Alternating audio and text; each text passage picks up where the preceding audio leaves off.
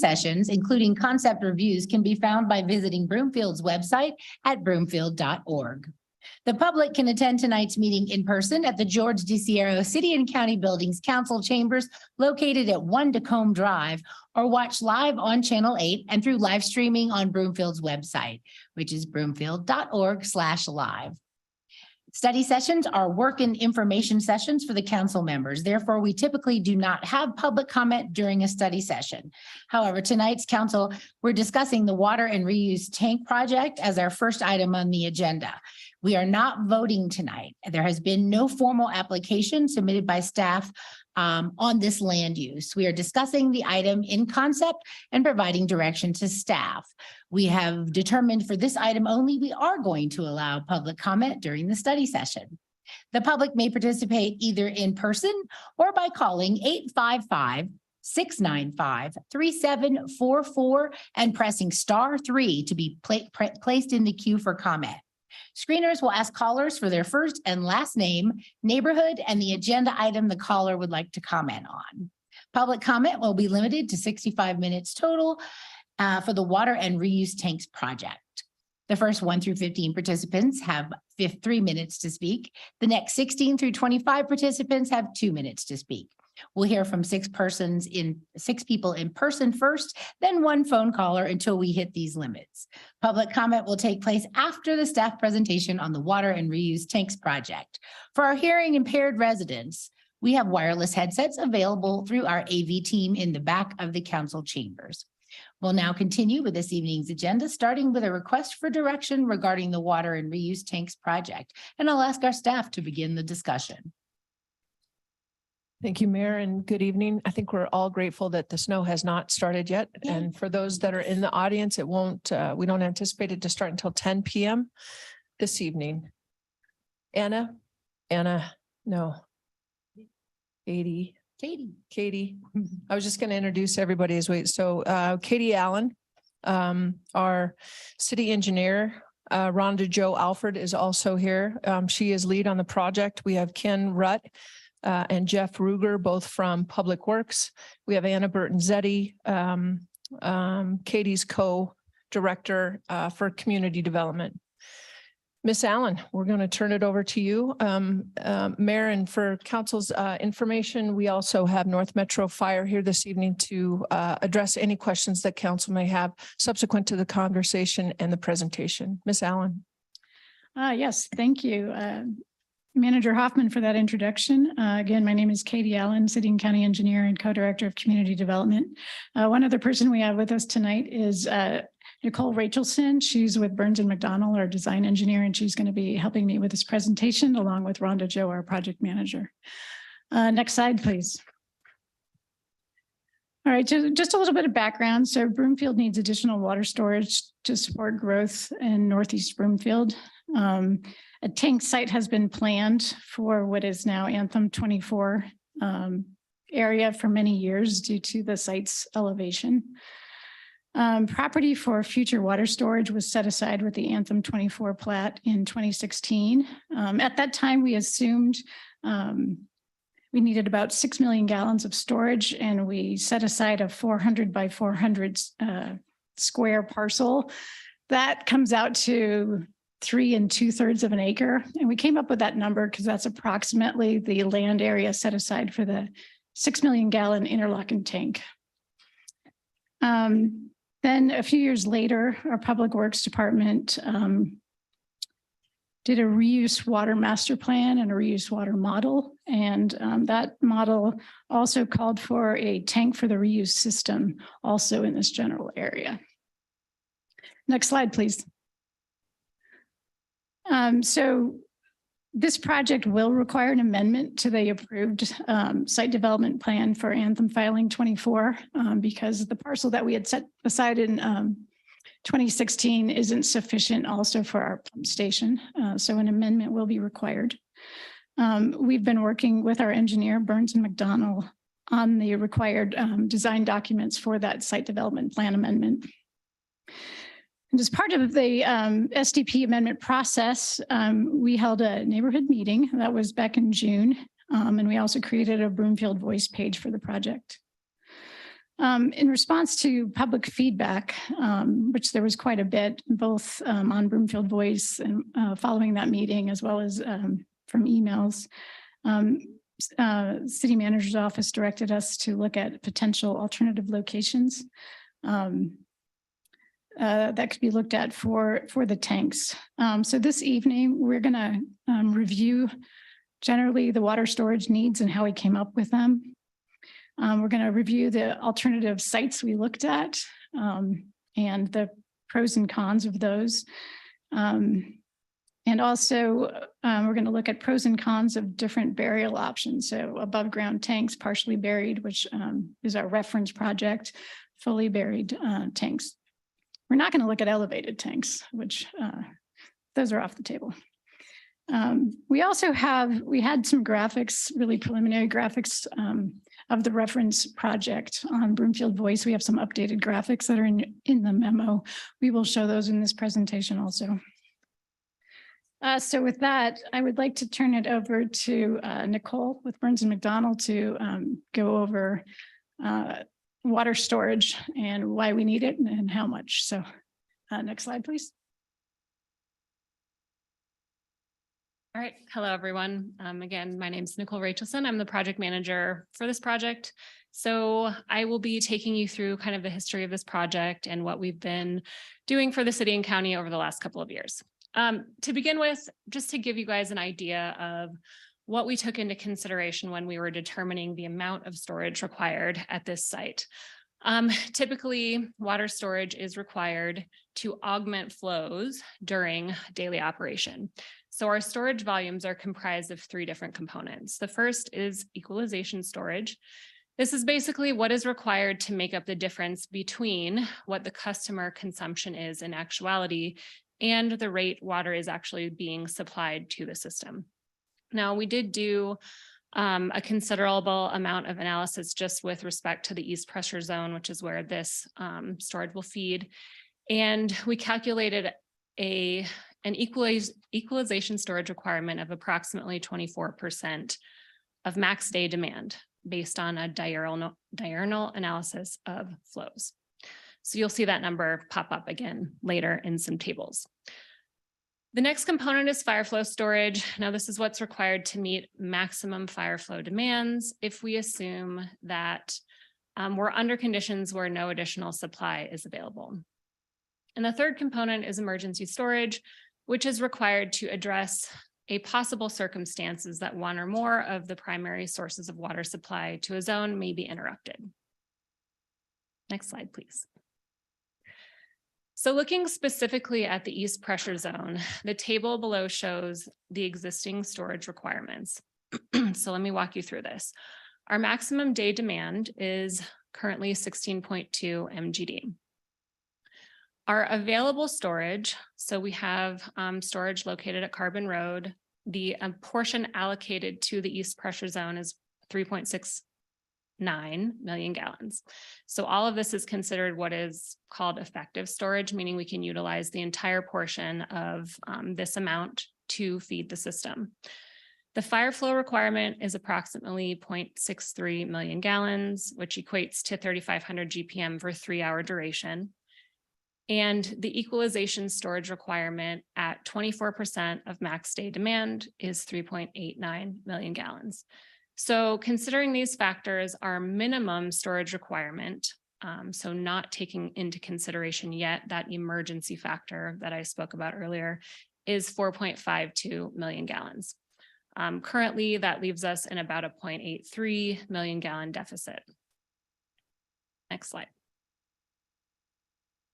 So again, then taking into consideration now that emergency storage component, we have similar values located here, our 16.2 MGD max day demand. The available storage has now been reflected with the new 6 million gallon additional storage. Same numbers there for fire flow requirement and EQ storage, our minimum storage requirement. This leaves 5.17 of a storage surplus, which is also what we would consider our emergency storage reserve. Now, this equates to approximately just under 8 hours if you're actually running at max day demand, or 22.5 at your average day demand. So that is for your existing system. One note I will make here is that as time goes on, these numbers reflect what's currently needed today. As we look 5 years into the future, 10 years into the future, this emergency storage allocation reduces because your demands are increasing over time. Next slide.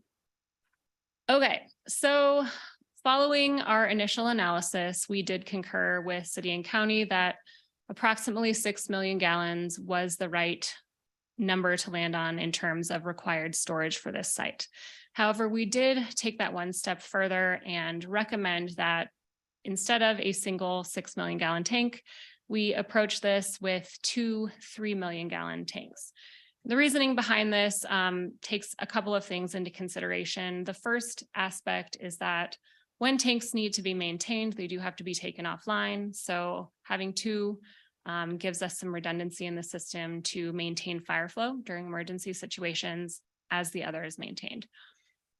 The second item is that during times of lower demand, such as the winter months, it does also allow us to, again, take one of those tanks offline and only use a single 3 million gallon tank. This really is driven by the fact that we want to keep that water circulating in the tank to preserve water quality. And then just an added note here, there was an analysis also done similarly for the reuse system, and the conclusion was we needed 4 million gallons of storage there. Next slide.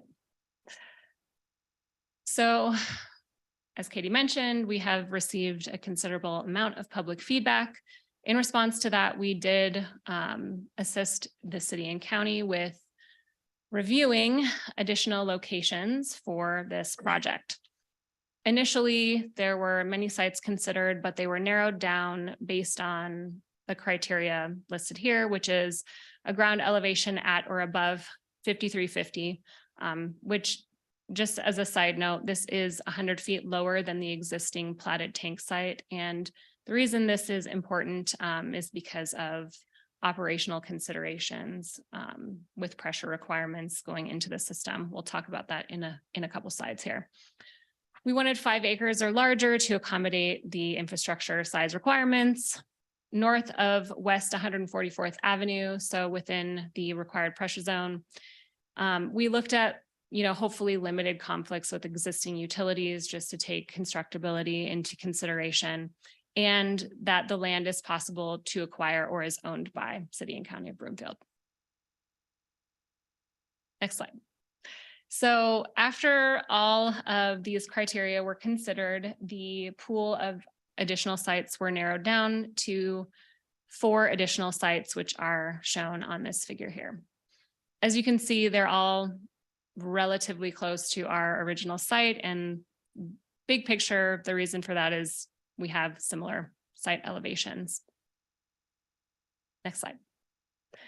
So the next couple of slides kind of take you through the additional 4 sites, and we did look at pros and cons of each site. You will notice that a lot of the criteria here in the pros and cons are repeated site to site. So alternative site 1, this ranked 4th overall out of the 5 sites. The reason being, any site change is going to result in a significant delay to the project schedule due to us starting from scratch in the design process. Alternative site 1 did have significant conflict with existing utilities, so there are some constructability challenges there in terms of working around them and or rerouting existing utilities. It also had the lowest site elevation. So as I mentioned, high elevation is good. It's better for hydraulic operation of the system, more pressure, etc.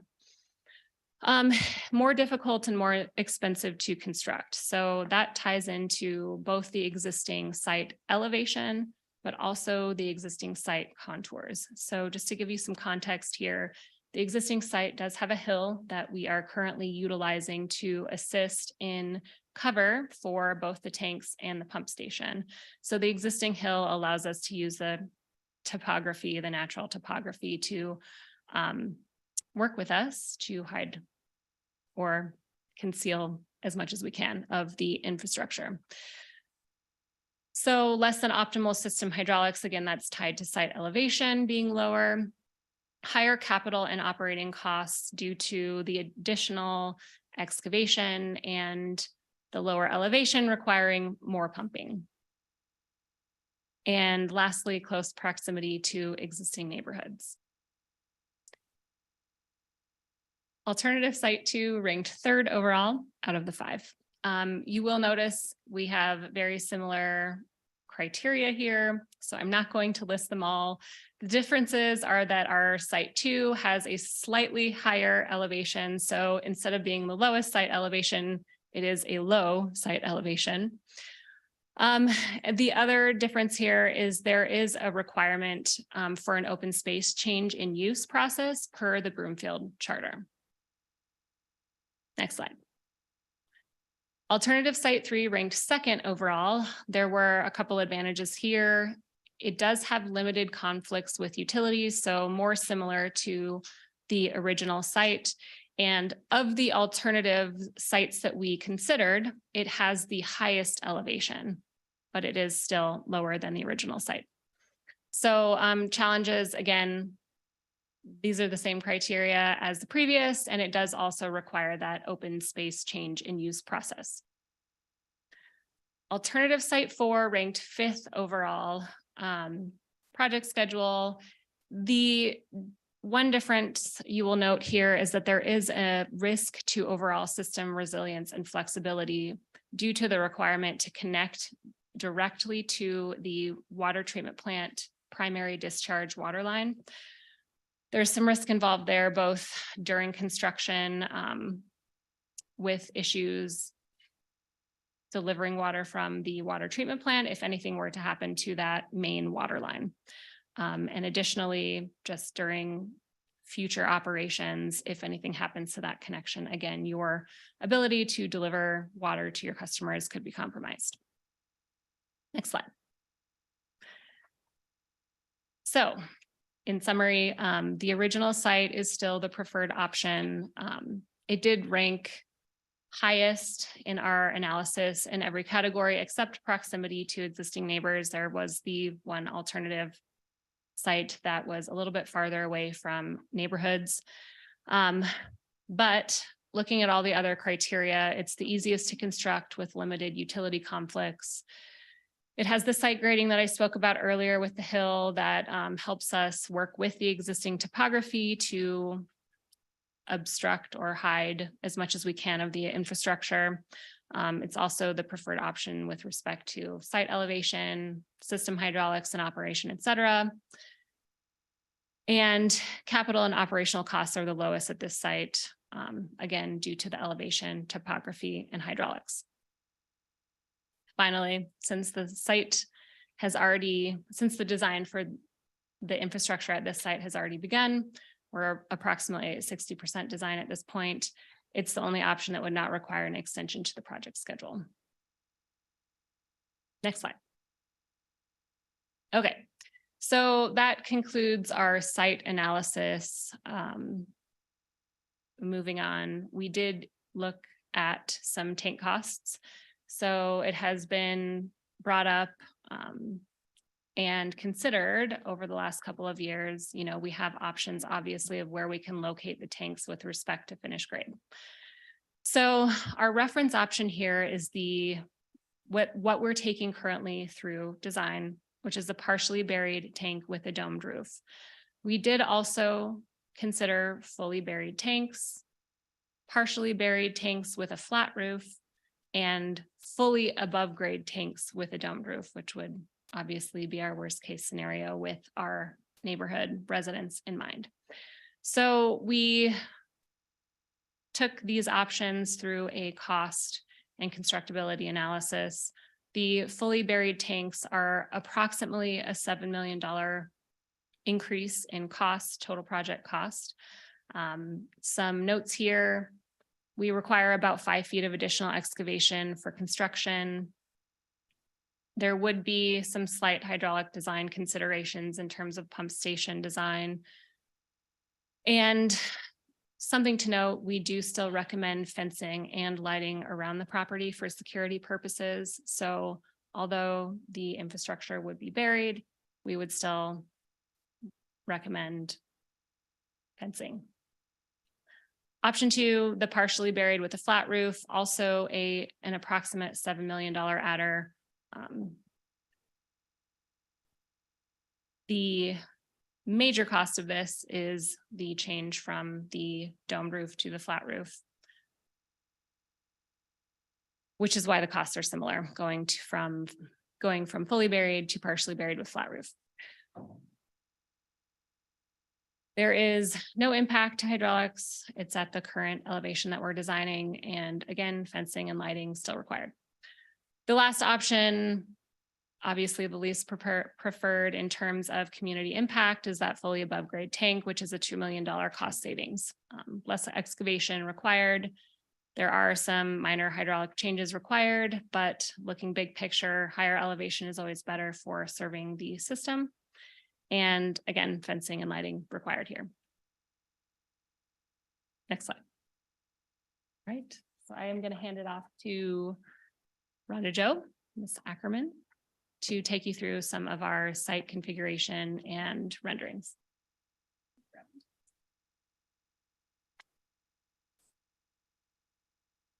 Good evening, Council. Again, my name is Rhonda Joe Ackerman Alford, and I am in the capital improvements group. As Nicole was saying, originally we had our Burns and Mack developed some perspectives that were shown during the June meeting, neighborhood meeting. And at that time, we got requests for additional imagery. And so we retrained another consulting firm to help us provide us some additional perspectives that you'll see here. These were done in October. So the design has progressed from there, but what you'll see is what we have done that were done in October. So we'll go to the, and if you want to look, I'll come back to this slide, but we'll start at slide 1 or perspective 1, which is down on the corner. So next slide. And this is looking from 152nd Avenue. And it's hard to see, but you can see the existing mile-high tank there on the right-hand side.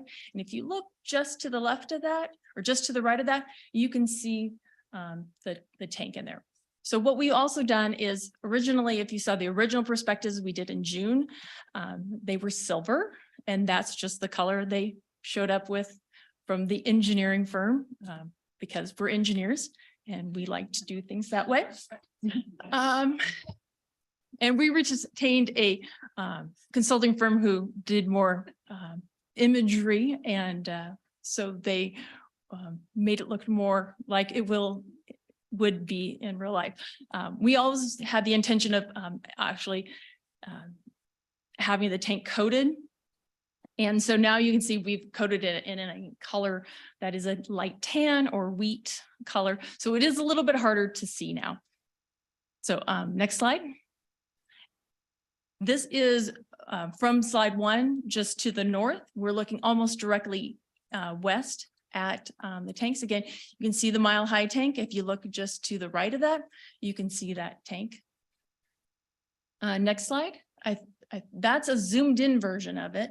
So it's not the actual perspective, but you can see the tank a little bit closer. Can you go back to the perspective, slide 14 real quick? So a couple slides back. 3.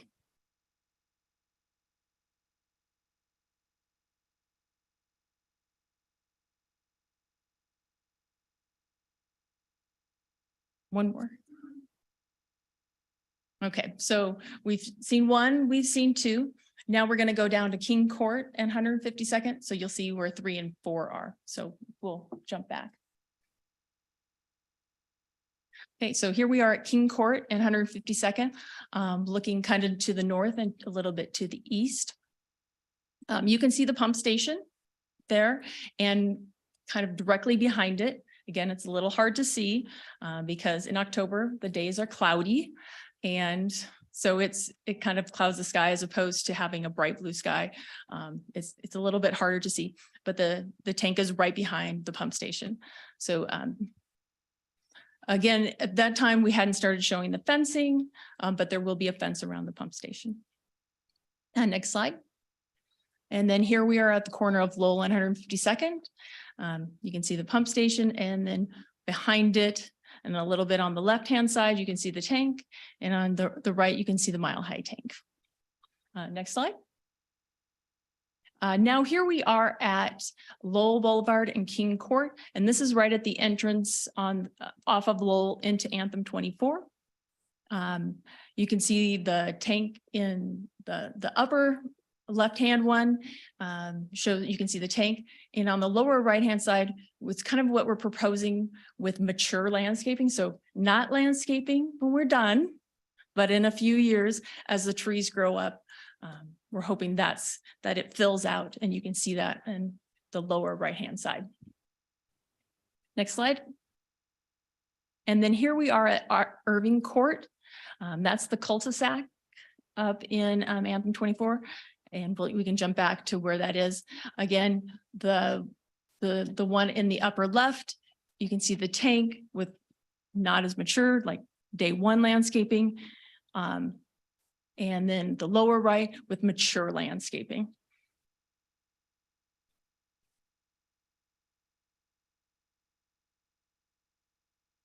All right, thanks, Rhonda Jo. Next slide, please. So this concludes our presentation based on the analysis of the alternative sites and based on the images and the cost estimates to fully bury the tank or do a flat roof. We think the recommendation is to move forward with the project as originally planned. However, we're here tonight specifically to request direction from council regarding this recommendation so that we can move forward to the next steps and submit for the site development plan amendment and continue with providing storage, much needed storage to Northeast Broomfield. Thank you. Mayor, may I ask Katie one more question? Sure. Just from Katie, would you take just a moment and perhaps Mr. Rutt would weigh in? So the rate study that was conducted seems like a really long time ago, but a couple of months ago took into account this reserve, correct? Correct. The cost estimates in the current budget. Is that what you're saying? Yes. Correct. And the water generated. So Yes. for council and the community, if you could just walk through what the implications are if the direction and or what does that look like? And quite frankly, council, I should have asked that earlier from a staff's perspective as I'm sitting here. So thank you for the indulgence. Of course. Ms. Allen and perhaps Mr. Rutt can fill in the gaps. I want to make sure I understand the question. So what happens if we don't proceed or? More technical than that, just from a rate study perspective. So the information that was given to the rate study consultants indicated X amount of reserve and that we would be moving forward on the tank and the capacity as I look at Mr. Rutt. Correct. Correct. So perhaps it is in fact a question for Mr. Rutt. Okay. Mr. Rutt, you have the floor. That's right. Well, good evening, Mayor and Council members. This is Ken Rutt, Director of Public Works. Yeah, when we can finish the rate study for the water rates, we did include projects such as this water tank project. The impacts on it would vary. It's depending on which option we went with, $7 million addition. Then we'd have to relook and see what the impacts are on the individual rate users. All right. Well, I appreciate that. Any other comments from staff before we move on to public comment? Thank you, Mr. Rutt. So we'll now proceed with public comments, starting with in person. If you would like to speak on this topic, please line up behind the podium. We have 2 people online, so we'll, I guess we can do the in-person first and then go online, since it's really not a sizable amount that I'm seeing with just 2. I'm Michael McLean. I'm over in Crofton Park. Mayor Pro Tem, council members, very glad that you're actually opening to a conversation this evening. I want to start by addressing the fact that I am very impressed. I read through the whole packet that you got. Very impressed with how Broomfield is looking forward, addressing a water situation. You know, water is absolutely necessary for our economy. It's necessary for our existence. And in fact, Star Trek, you may recall, mentioned that we are nothing but ugly bags of water per one alien. So it's an important thing. And I want to applaud that we're addressing that. My concern is that in the criteria that I read in your packet, it included a lot of things that are very important, but it seems to be missing something from my perspective. And that has to do with the beautiful picture that I hope you're all enjoying. This is what it looks like at the top of the trail where these tanks will be located. Why do I care about the visuals? We have public art. We pay for public art. People move to Colorado for our spectacular views. Does that matter? Yes. In fact, it impacts your health. It impacts your well-being. And you'll probably not hear me talk a lot about Weld County saying all the good things they're doing, but Weld County actually has a new program that just got advertised in the media called Outdoor RX, Outdoor Prescriptions, where it's basically a public health issue to have doctors give you a prescription saying you need to get out there, you need to see the sights, you need to enjoy watching a coyote chase a bunny, you need to get these things in your system to maintain your health. So that lack of our including the trails, the open space as criteria not to disturb because of that health impact that we all experienced and enjoyed during the pandemic, I think needs to go into our criteria in the future, and if at all possible, into this project now. Thank you so much. Thank you.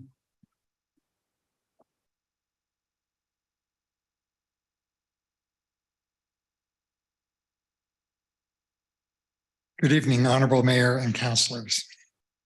I am Leonard Giuliano, and I have resided on the south side of this location for over 32 years. When the entire Anthem project was developed, it put a strain on the water system for us at the top of the hill. The issues began before 2015, which is when I began communicating with the city about the issue. The system was so dire, there were times when the water pressure was under 20 PSI. We couldn't even shower, and the entire neighborhood was stranded with insufficient fire flow. I had to upsize my irrigation systems, trying to minimize the low volume and pressure issues. The city has engineered a few solutions which have only slightly improved the situation for us at the top of the hill. The lack of water supply has been a known issue since 2014, and the best solution being these very water storage tanks being discussed and referenced in the site development plan note 15. Now the city council has finally planned to fund this crucial project, and people have taken issue with it. I admire the willingness of this group to become active in the community, but I'm very frustrated with the after the fact awareness and the misinformation they're spreading. When this very development was proposed, several neighboring residents wanted to control the development for vision issues, and they were informed they should have known better before they built their homes that this development was already planned. Now these very people who have put yet another strain on the marginal and unsafe water system are taking issue with the best solution the entire city has been planned for years. Please allow me to address some of their issues on their webpage. Even with a rudimentary understanding of water systems, one should know that this project will absolutely supply water to the immediate surrounding area and throughout the entire city system. Moving this to another location is ludicrous. This is the highest point in the city, and we need to remember that gravity isn't just for fun, it's the law. The use of an unfortunate situation of somebody illegally spreading or burying loved ones' ashes on this location as a cause to deny this project is irrational. In closing, this long-term planned project will ensure an improved water supply throughout the city, and is the only one that will provide the necessary fire flow to the immediate neighborhood, to my immediate neighborhood, for our safety. These values, the value of these far outweigh the trail, a walking trail that's the issue at hand for this group. Thank you. Thank you.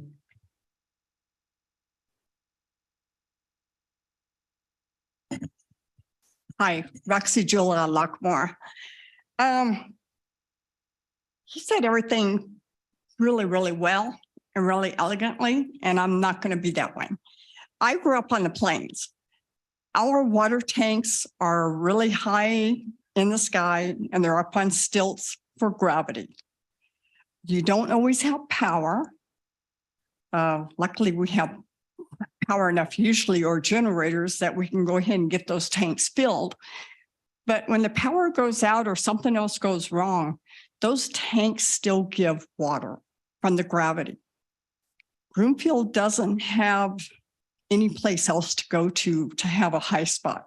You need to keep those tanks as high as you can, because you just had a fire further to the west. Their water lines were all shut off, all of them. Even though they have their water is up on a hill, the way that it's situated, there wasn't enough gravity to do enough of anything really. So a catastrophe happened. We can help try to avoid anything of that nature. Plus we can still service the many. And I'm sorry that a few may be without what they want, but there's still, even around the area of those tanks, there's plenty of open space to be around. And who knows, maybe somebody will come up with hundreds of thousands of dollars and maybe they'll paint those tanks with pretty murals on them or something of that nature. They do it in many, many other places. You go around Arizona, they're painted all over the place. You go down south, they're painted. You go into the mountains, the tanks are painted. We don't do it too much out onto the plains because you really, they're pretty high and the mural kind of goes away, but some of them do have murals on them and you can see them. You got to be a little close, but you can still see them. But still, yeah, you need the elevation. So don't give up on that elevation and don't bury the tanks all the way in the ground. That's another problem that you really don't want to have to put up with, or the city should not want to, and the taxpayers would not want you to do that either. Thank you. Thank you. Is there anyone else in person who would like to comment on this item? Very well, we'll go to our callers online, and first is Ted Walhouse. You have 3 minutes. Thank you, Mayor, City Council members, Mayor Pro Tem. Can you hear me okay, first of all? Because I'm not sure about Yes. my connection. We can hear you fine. Okay, thank you. So thank you, and also want to acknowledge City Manager Hoffman and Abby. I know I can't see you really on the stream here, but I know you're there, and I'm sorry I couldn't be there in person tonight. We've had a number of conversations with several of the council members that represent our ward and the ward that we are a part of their HOA. I assume you know my name and everything because I gave that before I got into you. A couple of things. We've been, as a community, we are a very large group of engineers and experts here, and we've relied on them to help us kind of start to ask questions. And we sent an email earlier today. There's a smaller group of us that are trying to filter the information from the community, but know that these are not just my comments, they're the community comments as well as a whole. We all acknowledge the fact that we need water. We all recognize that height and gravity is a good thing, but we have had the opportunity to pour through thousands of documents. We understand some of the dynamics as it relates to Carbon Road, and there's a secret valve and the pressurization of the system. There are lots and lots of possible solutions for the location that addresses all of the things that you've been talking about, including the folks that spoke before me this evening. What is concerning to us is some of the information that we're starting to gather in the information bias that seems to be here for this site and this location and the construction of this, both from a cost perspective and a site analysis perspective. But let's just say this is the best location. The cost estimates that we're seeing, we have some concerns because we're doing some research that shows that these costs aren't accurate in terms of the increases, and that there are possible solutions, even the engineering reports that are out there, for burying these tanks, at least 2 of them for the potable water, potentially relocating the reused tank. In addition to that, the renderings that we're seeing, we don't believe are an accurate representation. I know I don't have much time tonight, but suffice it to say, we've also uncovered lots and lots of documents and meeting minutes that the intention of city councils previously were to preserve this beautiful space, as the one gentleman mentioned tonight. And I'm just going to counter this gentleman that talked about the ashes. I think that's very disrespectful. This is a community member. This community member asked the city engineers before they even moved in what was going on in this space. It was initially, and has been for a very long time, a single buried tank. That community member then asked the city if they could spread the ashes and put a memorial bench on this site. And the city said yes, and that is going to be destroyed. And I think that's very disrespectful. Thank you for your time. Thank you. Next is Andrew. You have 3 minutes. Good evening, everyone. This is Andrew Koster, Anthem 24. Want to firstly just say, as an immigrant, I am so encouraged by truly a representative government and having the opportunity to speak this evening, and also the access our councilmen and women have given to us and the audiences they have afforded us, and also the city staff. We greatly appreciate that. Speaking on behalf of close to 1,000 people who signed a petition against these tanks, we feel that city staff is presenting to city council a proposal that implies a strong selection bias to the location, based primarily on, I think, what work will be done or additional funds. And I've posted the full content of the email that I sent this afternoon on the Broomfield Voice for those to review. But to enter for the record, we would like to highlight that there are significant questions regarding the validity of the financial analysis that was conducted. Burns and McDowell actually clearly state on their memorandum, without additional detailed information, determining the amount or significance of additional costs cannot be determined. Yet then in the very next sentence says, due to the significant cost available, funding for the project and upcoming water needs, the partially buried was selected. So we're listening to inconsistent statements.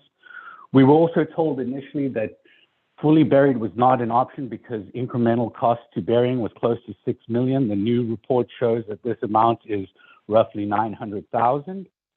And then we also have, and we've looked these up on, so as I said, we probably have about 20 engineers in the community. We have reached out to other cities and municipalities, and we consistently see the difference in cost between domed roof versus flat roof at a roughly $200,000 per tank, understanding that could be different. The financial analysis also simply takes a 56% of the sum of the cost of the tanks and the earthwork and as the indirect costs of the project. The second part our objection is the site evaluation criteria seem to have significant selection bias. You know, for instance, we add in the cost of development here.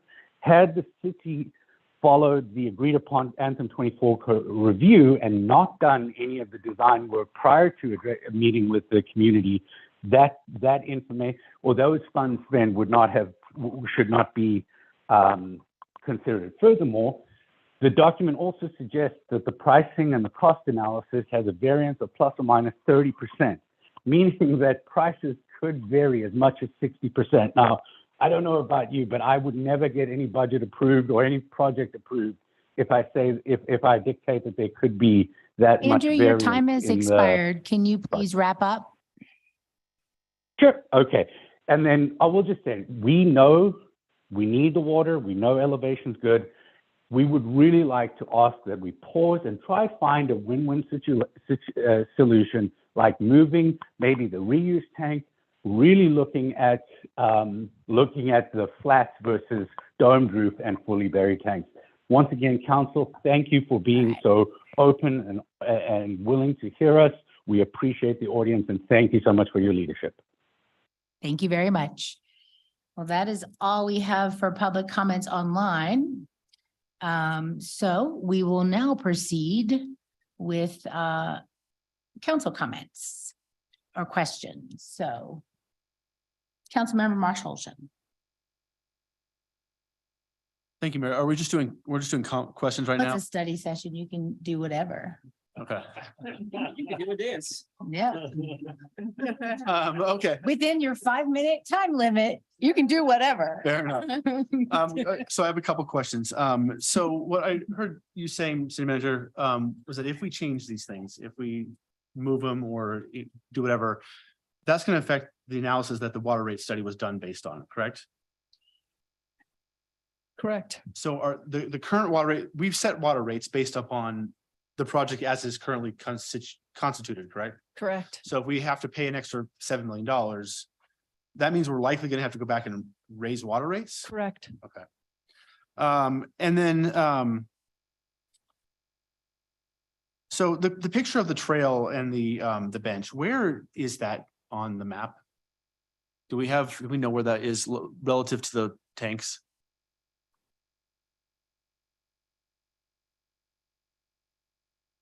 Can we bring up the presentation? Excuse me. Can we bring up the presentation with the, I didn't know. is it me? The best graphic we have would be the key image of the perspectives. That shows the existing site. Where's the bench on that? So I believe it is it right at the northern tank? Yeah, if you look at the two tanks on the right-hand side, the two diagonal, you can kind of see them. They're kind of between those two tanks. Would you Rhonda, like to go Joe? point Yeah, at there you the pointer doesn't work on that screen, but you're welcome to be Vanna White, so. Thank you. And this is the.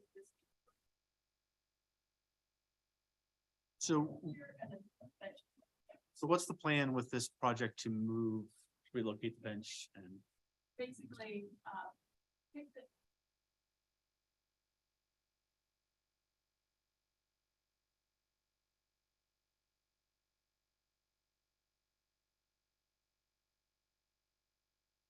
Okay.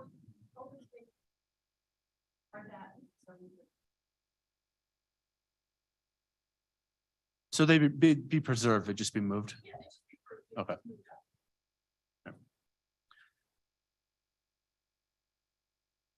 Sergeant.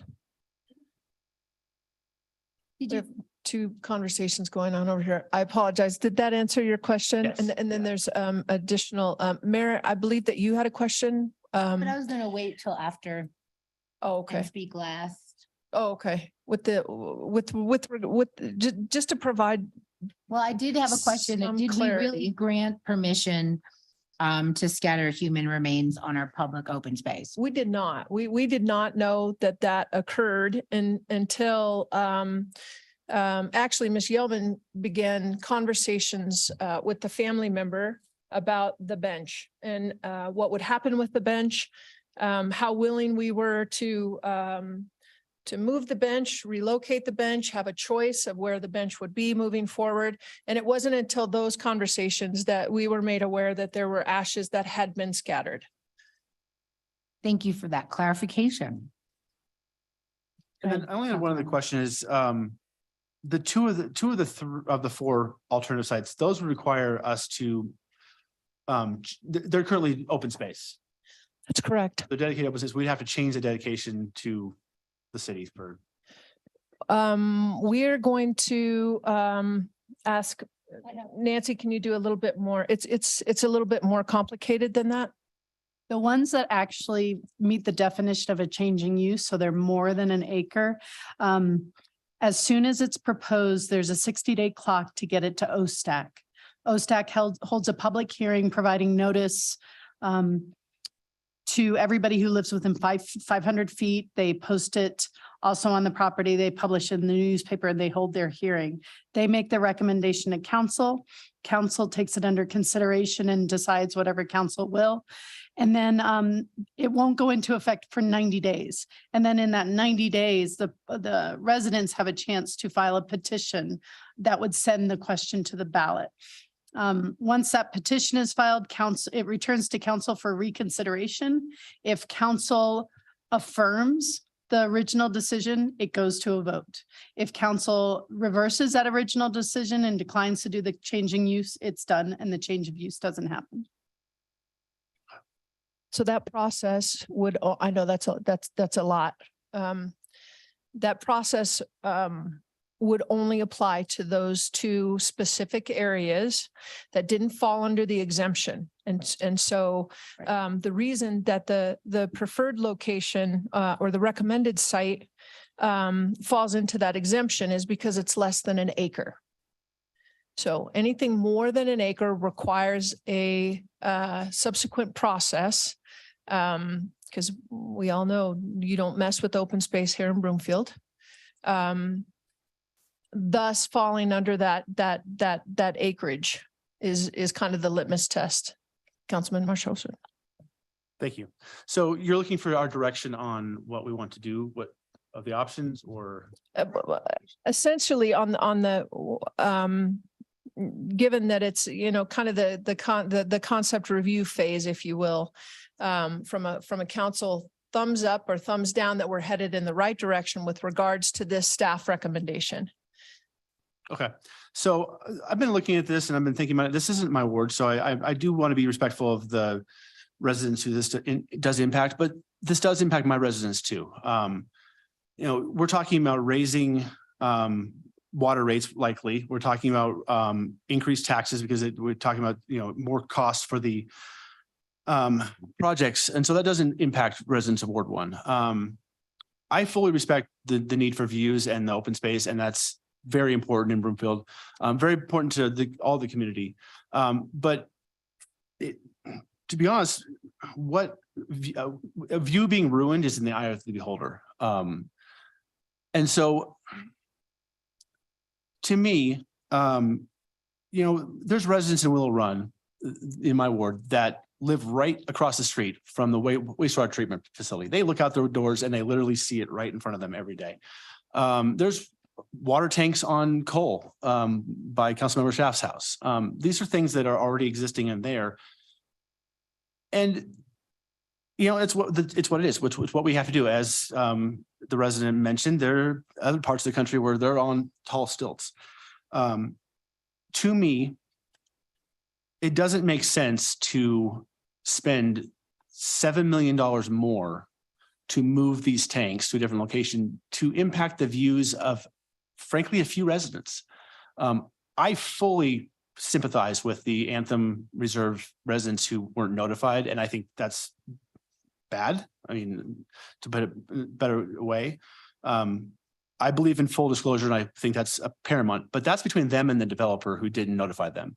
And whether they have a legal course of action with that developer, that's between them and the developer. I can't justify spending $7 million more to impact the views of a handful of residents. And I just don't see that's fiscally responsible. I don't think it's fiscally responsible to ask the residents in Ward 1, Ward 2, Ward 3 to pay additional water rates to justify that. In addition, frankly, I would support the $2 million less in making them fully above grade. I have absolutely no problem with that. If we're talking about just dollars and cents and I liked Roxy's idea of painting the towers, frankly. Let's do what's best for our residents and spend the least amount of money possible on something that's essential. We have to have it. So I guess that's where I'm at with it. So that's all I have, Mayor. Thank you. Thank you. Next is Councilmember Schaaf. Thank you, Mayor. So it sounds like that there is some support for the current location, and it sounds like that, maybe that's more accepted than not. I'm curious, the crux of the matter is then at that point, are they partially buried or fully buried? So I'm curious, I reviewed the neighborhood meeting from back in June, and they talked about whether or not these tanks could be fully buried and what that meant. Somebody asked, could there be a trail over there? Could the park be built on top of these tanks? The answer was no at that point. It seems like that maybe there isn't quite enough clarification. So could you clarify? Can there be a trail built over these tanks if they were fully buried? Could there be a trail? What could go on top of these tanks? I think the first question, I'm going to have Katie do the second with regards to the fidelity of what can and can't happen on top of one of these tanks. From the residents that we've met with, there are buried tanks in Aurora, there are buried tanks in Denver, and there are activities that happen on top of those tanks. Those tanks are 20 plus years old. So again, from an engineering perspective of what could go on top of it. But I'll answer the first question from a budgetary perspective. And then Katie, of course, can do the engineering piece. But again, it depends on what you consider to be cost prohibitive. So it's pretty remarkable what you can engineer if you have a lot of money in order to make it happen. Katie? Thank you for that question, Councilmember Schaaf. So it's not an issue of loading or having people driving or stepping on the tanks. It's really that a security concern, and we'd have the area fenced. And so we want people away from those tanks.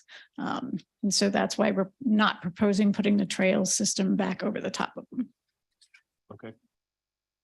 Yeah, I mean, that pretty much clarifies it for me. That's definitely the desire. I mean, as Councilmember Marsh Holshan mentioned, I have water tanks basically in my backyard, and I walk by these realities every day of what it looks like and what they are. So, I think that I support the current location or the proposed location and the partially buried tank. So I'll keep my comment short. Thank you. Thank you. Next is Councilmember Leslie. Thank you, Mayor. Let me continue to pursue the same train, but it was suggested earlier that the bench would be relocated. And maybe the words aren't quite accurate, but you said up. Is there a space above? Does the elevation go up above the tanks? Or did you mean just north or something? I'm sorry, I meant north as up Okay, on the all right. map. And it's a very similar elevation. Yeah. Maybe a slight few feet lower in elevation, but it's very similar, and it gives you a very similar view because you're looking at that mountain range to the north and to Yeah. the west. So It's you're not up in elevation, but it's yeah, I wanted to up, clarify that, but yes. you validated what I'm thinking is that there is additional space there in that is. site where the trail system could be, if you will, relocated There so is. that the views for those hiking in the area would not be lost. Those who want to hike up there or go up there, picnic up there, whatever, still would be able to do so, even though there would be a fence around the Correct. tanks themselves. So actually, we wouldn't be losing the access to that wonderful view that we were given here. Now, secondarily, the bench can be moved. Does anybody know where the ashes were were placed. I mean, and I don't want to be disrespectful here, but if we don't know where they are, I mean, the wind may have taken them somewhere as they were disposed of. We just don't know. Unfortunately, Yeah, we don't know. we don't know. We were just told they were scattered. Sure. Not that they were contained or placed in an urn. Yeah, I understand. So unfortunately. But the bench is really the physical significance of that person's life and is the memorial to that person's existence, and that will be respected and that will be relocated. Oh, most definitely. And so the tanks will not in a way be disrespectful of that family, of that person's life. That memorial will stay there. The memorial will, yes. Okay, great. And then just further in the whole concept here, the tanks will take up less than an acre, is that right? All three of them? Is that my recollection? So we set aside a 400 by 400 foot square, which is 3.67 acres. 3 acres. We need almost another acre for the pump station. We didn't get it right in 2016 because we didn't have any designs done. I understand. So that extra acre or just under an acre is for the pump station and drive. And approximately how many acres are up there altogether in that space? All of the open space on. In that area, not, not a mile away, but in that area, are we talking taking 4 acres out of 20 or out of 10 or? Yeah, the 3.67 was platted for this use. And Kristen, you happen? Yeah. Yeah, I'm just trying to get a sense of the structure of the space up there and how much land is going to be assigned to this project. You've answered that question, but out of what is the total in that place? You showed that first slide that shows the kind of parameters, you had the view from 1 and from 2 and whatever. That space is how many acres, I guess is what I'm. So that tract, Kristen Pritz, Director of Open Space and Trails, the tract B that is surrounding tract D, which was carved out of the open space for the tanks, that is about 98 acres. Tract D is, I believe, what Katie was referring to, and that's the 3.67. So you see tract D there, the square. So if you say 90 acres, that's that whole green area? 98 acres is Okay. that area in light green there. Okay, so we're taking 4 acres basically from 90. I think the 98 acres stands on its own minus, it doesn't include that square, that Right. 3.67. And then in the future, a little under 1 acre will be needed for the pump station Right. out of that 98. Where I'm going with this is that there is a lot of space up there. There's a lot of acreage up there. And we're only taking a very small portion of that in order for this project. And we're able to redirect the trails so that the views will not be abandoned or totally obfuscated by these tanks. Right now, the tanks are partially buried. Is that the plan? I'm still a little bit confused as to full or partial. That's our recommendation. Yeah. So, I mean, and potentially with another 7 million, we could fully bury. That was the Approximately, yes. approximately, yeah.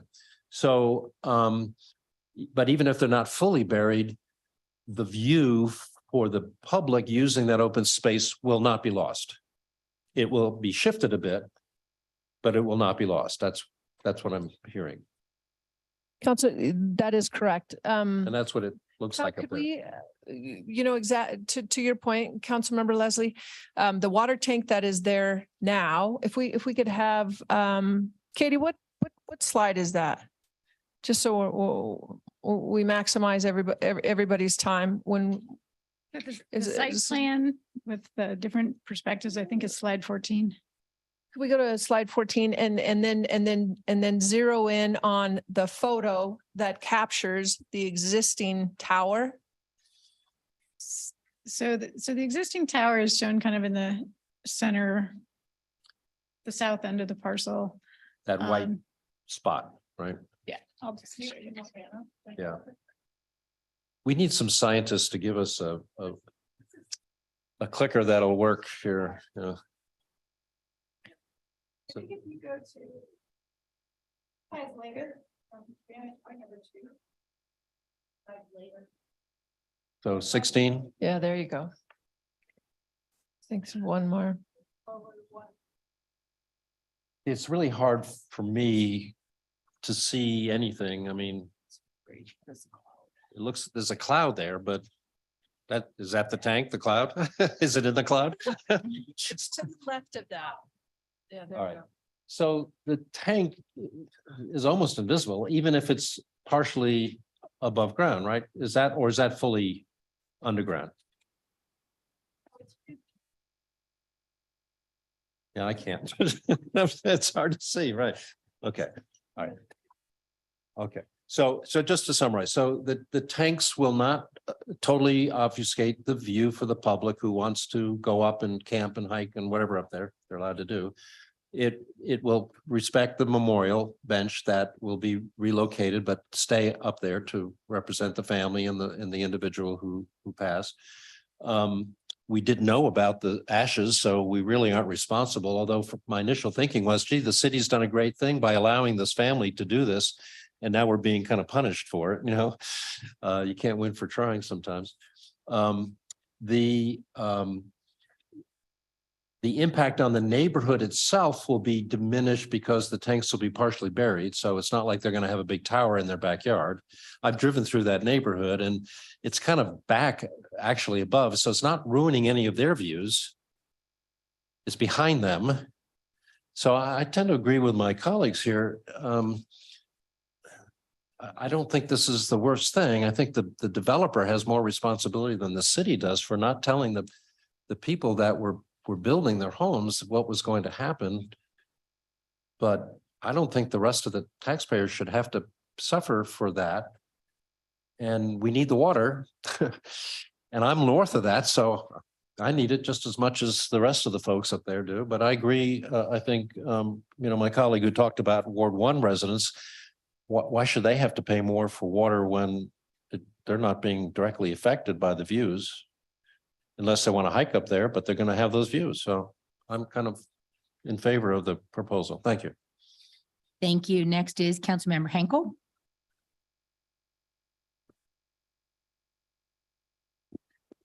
All right, thank you. Sorry, I thought Councilmember Cullen was going to be next and you called on me. Thank you.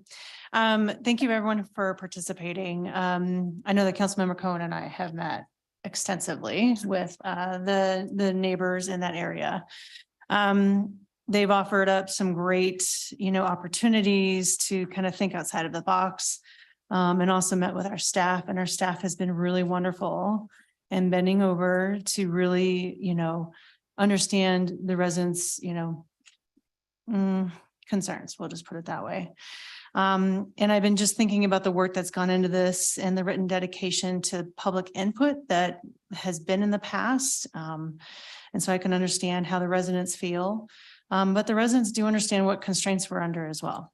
So, we talked with Andrew and a few others today, and just talking about, what can we do to sort of, if we could look at some different options here, I think it'd be wonderful. I do believe that we do owe them details on actual costs, as asked in their emails. And the residents have been forthcoming about keeping most of the tanks in the original area. Could we have a slide showing, the different sites? Do we have this? Is there one where it shows the stars? Because I know that was in our memo, but I don't know if it was on a slide. Or if we could show the second place winner, which is actually site number 3. It totally confused me during the memo. Can we bring up slide number 9?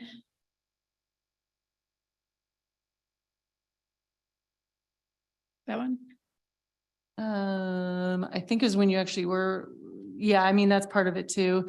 So the original site is what we're looking at. And then site number 3 actually came in second place behind that one.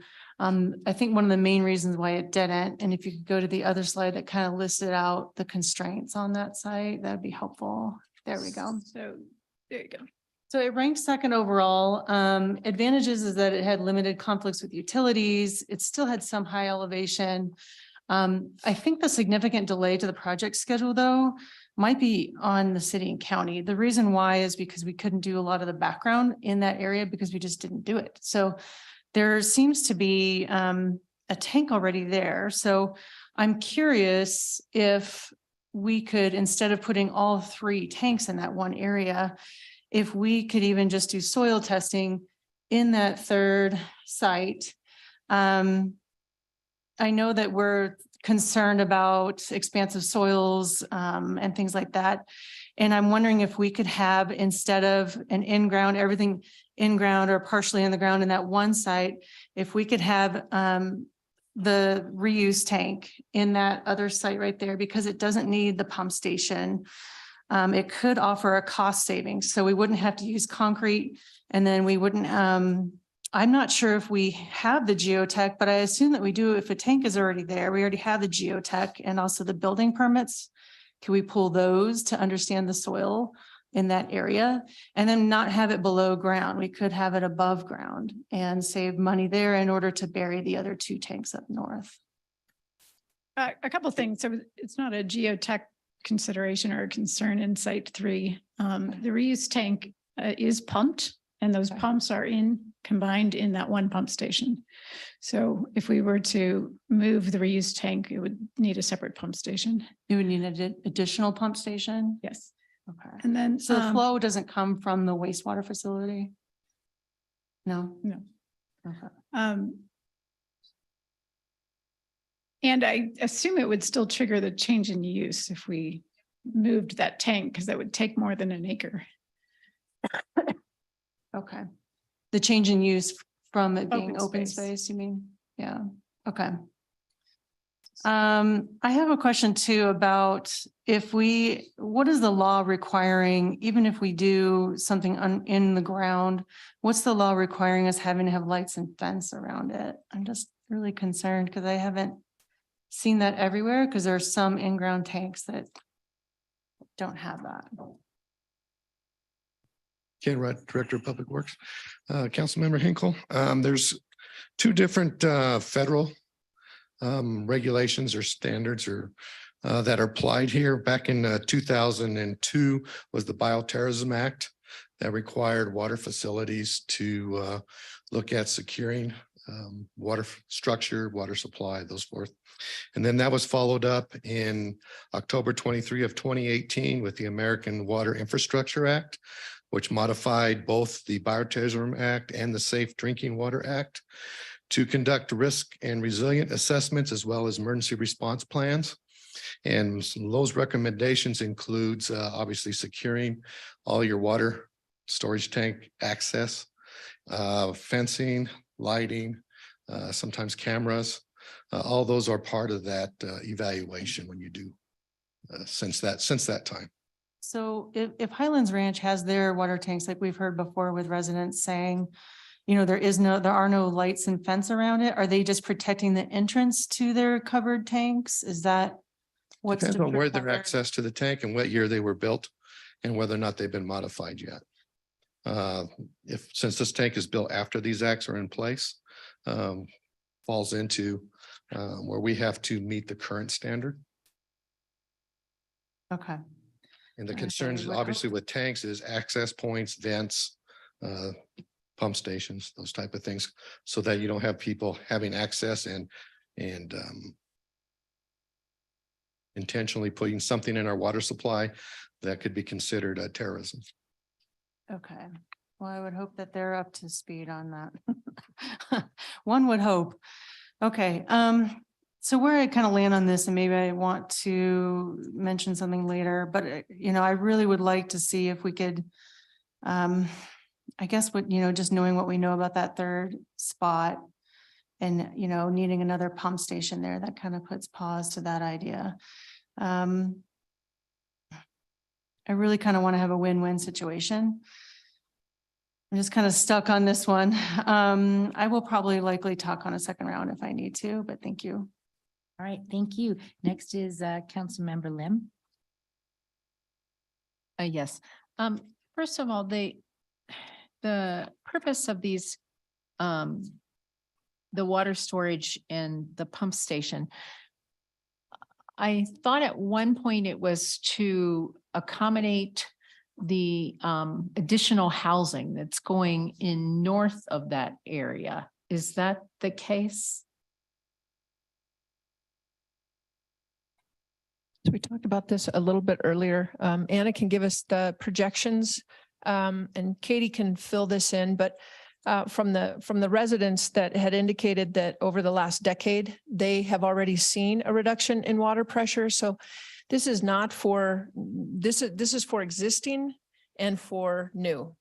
But this is not triggering the new residents that are coming in. Kind of goes to Rhonda Joe's, one of her slides, where we're already behind the 8 ball. Actually, we're probably behind 2 8 balls for that kind of reference. So again, just simply put, Councilmember Lim, we appreciate that question because it's a great clarifying question, because there's a lot of myth out there that it's the new in the last 2 years that's driving this. And that's just factually incorrect. Okay. Okay. The clarification that you sent earlier, the locations that could be looked at as possible sites for the tanks had to be in 3D, I think was on that map. Could you point on that map, if we can bring that up, to what 3D encompasses? It's off of I get it off of the memo, and Yeah, there's a link off of that. I don't know if there's a way I can pull up the zone map.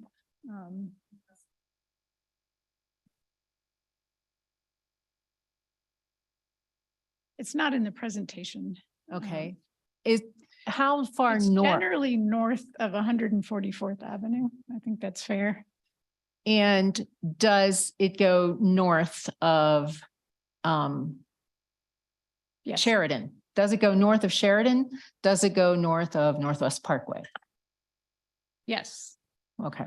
So why does it go into the baseline area? Yes. Okay. So why is it clear that everything north in that 3D does not fit the criteria of less than 100 feet below Correct. this spot? We had more sites than just those 4, but some were ruled out because either they were already developed. There was a residential house that just happened to be on high elevation ground greater than 5 acres. There was an existing park. The shape was too long and skinny, and we couldn't actually fit the tanks on it. So yes, we looked at all properties north of 144th Avenue that met those criteria. And the only buildable ones were the ones we've shown you. So so if baseline is included, why in the SDP was it not considered to as baseline for space for the tanks? Is it just because of the Elevation, elevation? it's much The lower. elevation. Okay, thank you. And the cost. So the residents put forward in their email questions about, well, if there's a 30% variance either way in the cost estimates that the staff put forward, then obviously there's a 60% swing in the cost. And if they did the math, if you look at that 60% swing, then the cost differential is not $7 million. It's, I don't know what they said, 200,000 or 300,000 or something like that. So Councilmember Hinkle said she's interested in, that she thinks the residents deserve some response to their cost questions. And I echo that. I mean, they said that there's some discrepancies with what they were told would be the cost of the tanks, period. And staff says in the memo that they don't have exact estimates. So I would be interested in staff responding to those questions too. I'm going to ask Nicole to respond to the extent she can, but we did just get that email this afternoon. Yes, I So- understand that. Again. So I think the amounts here, we're looking at 2 separate things. So to address the 30% contingency first. So we typically, especially at the level of design that we were at when we began looking at some of these cost differences, the 30% contingency is standard design practice for being at a conceptual design or up to a 30% design level, which is where we are at when we originally put together these numbers. To build on top of that, you know, in general, when we're looking at budgetary information, especially in this market, there's so much variability in even the numbers that we are able to acquire from, say, a tank manufacturer. So we want our clients, city and county of Broomfield, to be prepared for that worst case scenario when they're budgeting. So that's sort of the background on the 30% number.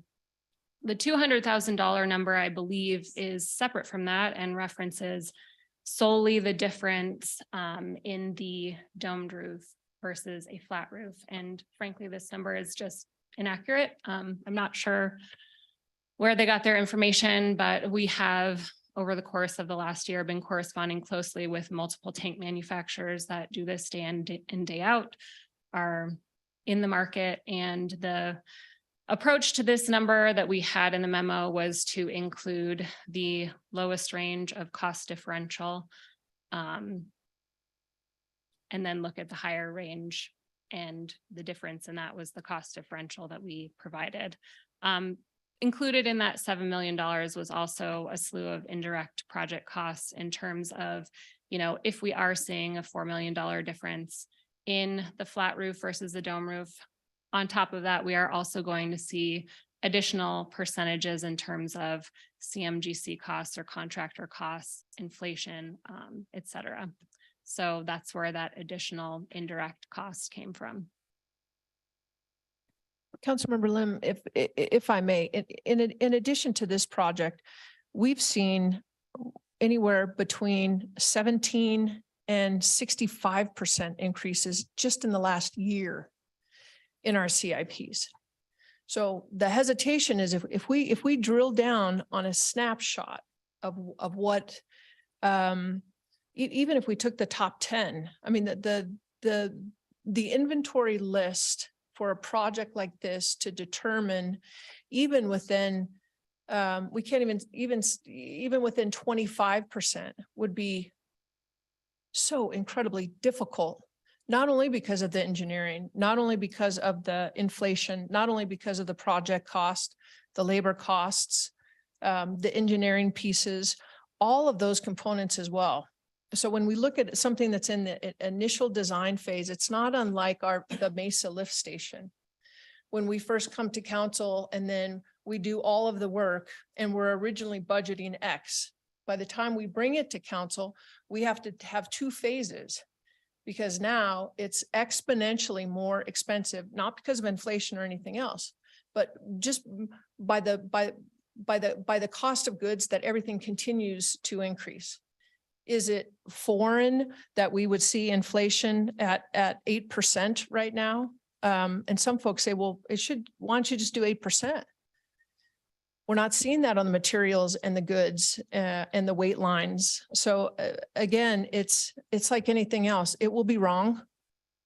And we're the first ones to say it'll be wrong. How wrong? We would rather err on this wrong versus the other direction of wrong. Okay, so what I understand the variance, I guess what I heard you say is just that their quote on the tanks is incorrect. Correct. I don't know where they got their information, but it's $200,000 is not correct. Okay. And I guess I have another question about the process, and this is why I'm leaning towards that we should honor the questions that the residents have. When I actually attended the neighborhood meeting on June 29th remotely and didn't say anything. It was not quasi judicial, as it is still not now. And then I went back and listened to it this weekend to make sure I was remembering something.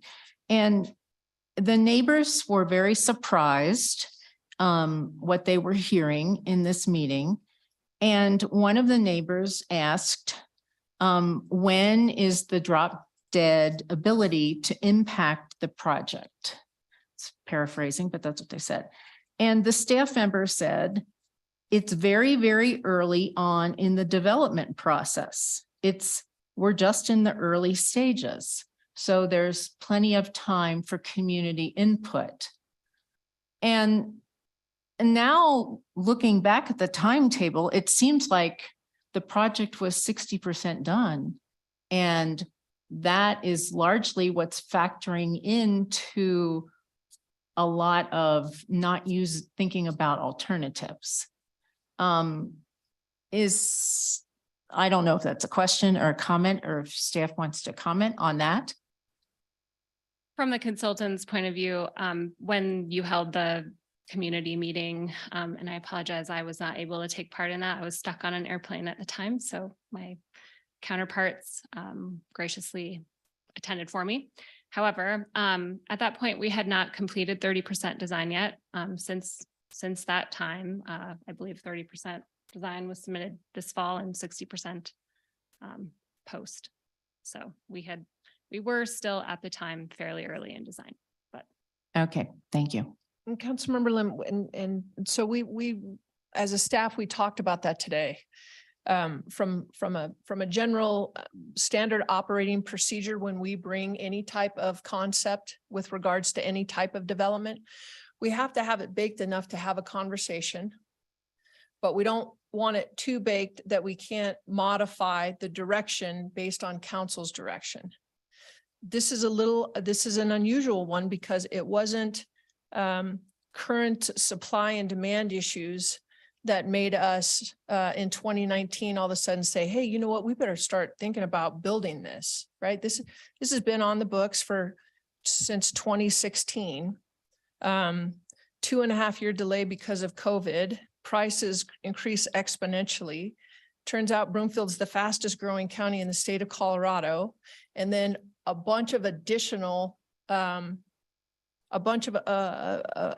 additional residents are approved. Even without the approval over the last 2 years for those rooftops, we would be in dire straits. And it's not a flag raising kind of, OMG moment. But it's right there for us to have that moment. So again, from a staff perspective, making sure that the cadence was in fact correct, that we did seek the direction and movement. I can tell you just from a staff perspective, being focused on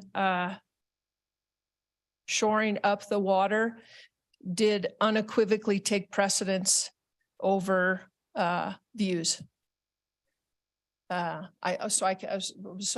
can't tell you that. The slow roll between June and this meeting was to ensure that we did go back and hire yet another consultant to be able to say from 6 reference points, what is that 3D view? What is the still shot view? What is the bench? How do we work that? What is the trail? Is it the dome? So, I mean, again, a tremendous amount of due diligence has occurred since June to this point that solidifies that recommendation. Thank you. My time's up. Thank you. Councilmember Cohen. Thank you, Mayor. If I may, maybe attempt to put this in a little context for some of my colleagues in terms of why this appears to be not just an engineering discussion, which I would be ill-equipped to comment on, but is obviously far more emotional. In terms of this situation, it's an unfortunate mess. As you know, the history that this was set aside by the city a number of years ago with a stipulation that the future developer, where it was platted, was supposed to notify future buyers. That developer, by all accounts, failed to do that. Residents also tell us they asked those who did know that there was a platted water tank there, so they called and asked the city, and they were told it would be underground. And they told their neighbors, don't worry about it, you won't see anything. And so you can imagine the emotion that's existing in the neighborhood and the community when they find out that that's not the case, there was a repeated innocent phrase tonight of as originally planned. And to their viewpoint, this is not what was originally planned. And they felt like they made a massive investment in a new home with the expectation of a big open space next to their property and no water tanks with barbed wire fencing and bright lights. And that's not what was originally planned. So I just want to put in context, that's what we're unfortunately dealing with. That from them, they see, benches built, trails built, ashes allowed to be spread. And yet now water tanks that are 3 of them, and they're not underground, but above ground. And that changes the whole nature of what they feel like they were promised or what their expectation was. So I believe Councilmember Hinkle and I have been trying to figure a way, as she said, a win-win. How do we address, and I think they all agree, as the neighbors said, the major #1 community interest in this is water. And then secondarily is open space, trails, the view shed, and other amenities. So I am interested in finding out the issues that the residents have raised, just so they are comfortable with whatever the final decision is, that everything has been fully vetted, because we're talking about something that will be around with us in perpetuity, so that we do not rush into it using, or not rush, but not take that into account, that if a little more due diligence, would there be a different potential solution that be more palatable to everybody? So the one question that came up to us earlier that was raised, is this a possible win-win? And I think it was mentioned in the email, is the separation of the reuse tank. That is there a case to be made that if you separated the reuse tank from the other 2, relocated it in another location slightly down the hill, that you would be able to, at least the savings of doing that, be able to bury the tanks?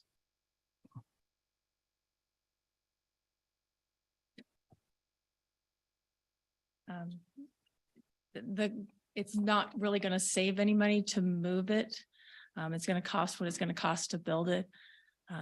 Yes, it'll be a less cost to have it above grade if we did move it, but that's not going to offset enough to bury the rest.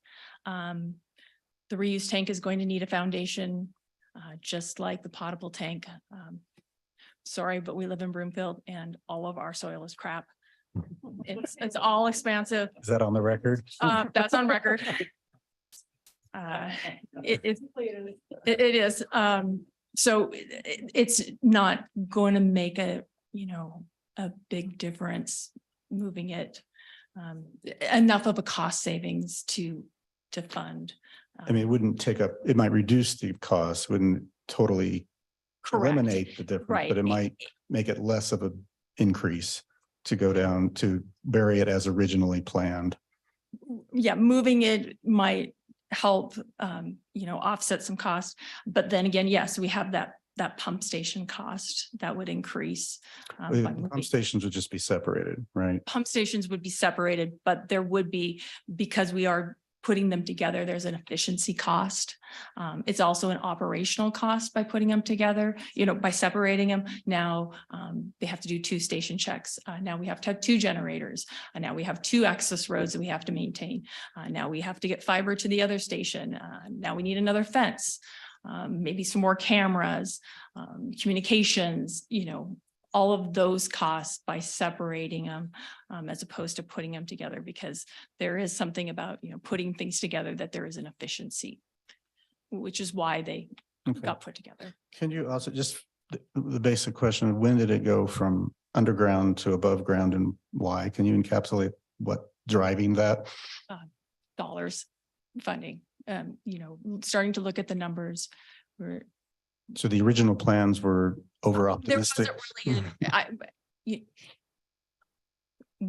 really, when this originally, when we annexed, became a county of Broomfield, they knew they were going to need water storage up north. And then yes, when it started getting put in the 5-year plan and you started seeing it in the budget, again, we just don't ever have enough information, unfortunately, because we can't engineering it all. I mean, it's possible when this was originally acquired, I think there's notes in the city council meetings that the council members are saying, preserve the ridge, put it off the ridge, and maybe the answer to that was, but we'll bury it as a solution to that issue. Possibly. But you're saying that they probably didn't take into account what it would actually cost to do that. I'm sure they didn't have, at that time, we didn't have enough engineering to understand. We didn't have enough background. So would have been faced with that same question. Okay. I wanted to ask if they're built as they are proposed, we were hearing about fences and lights, and then there was some optimistic drawings of trees that would have seemed to grow really, really fast. So Love those trees. I love them. I don't think they'd be quite 25 feet tall right away. But the other water towers we have, I'm thinking the one over Lacamora is lit up like an energy plant. You can see it all the way from Boulder when you're driving in. So is that what we can anticipate? Something of that nature these residents need to be prepared for? You're referring to the tanks at 136 and Cole, Yes. the Carbon Road tanks? On the ridge. Yes. We're hoping to minimize the lighting and to do more of a security down lighting.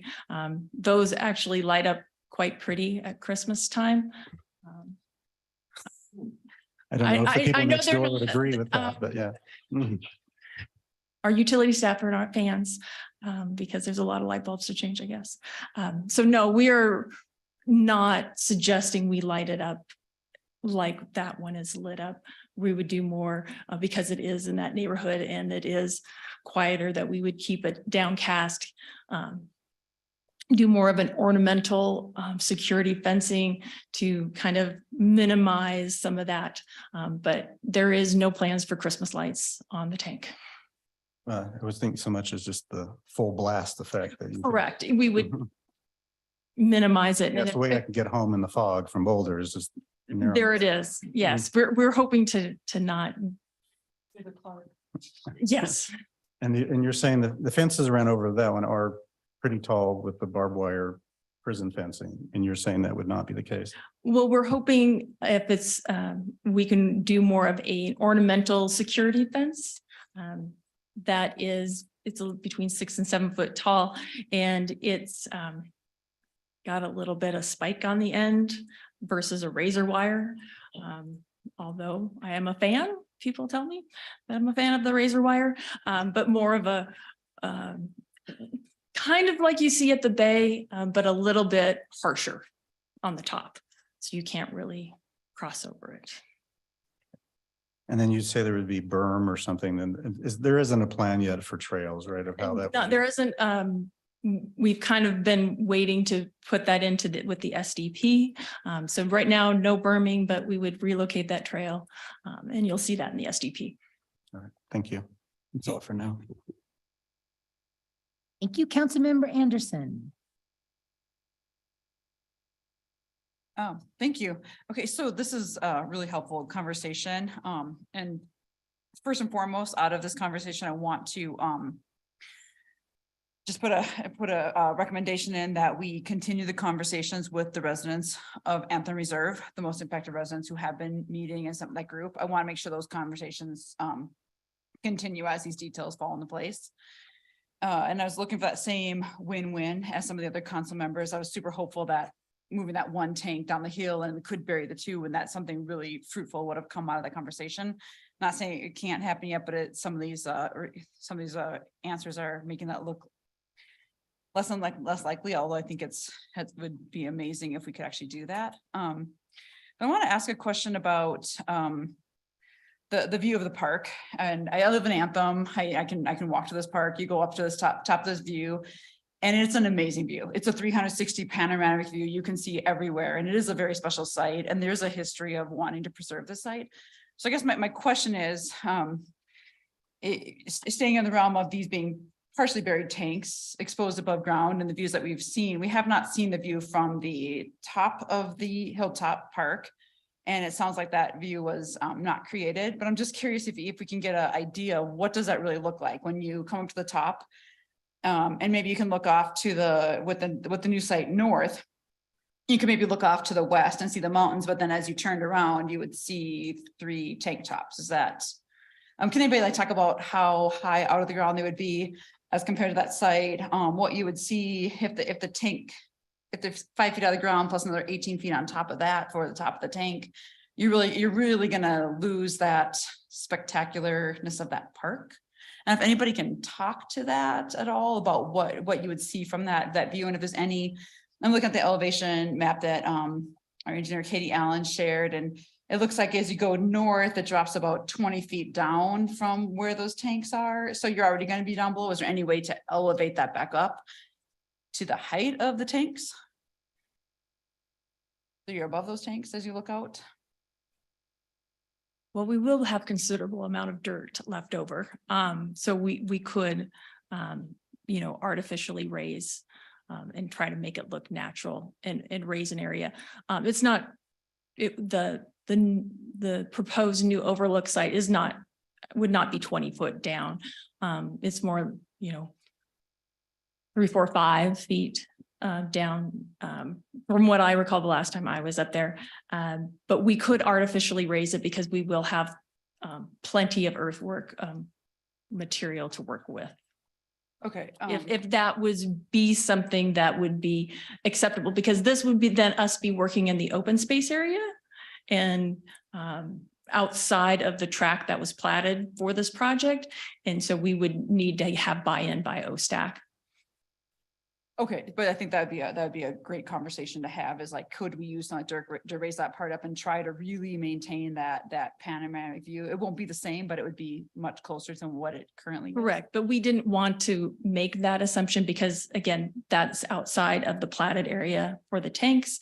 And we would need to get then,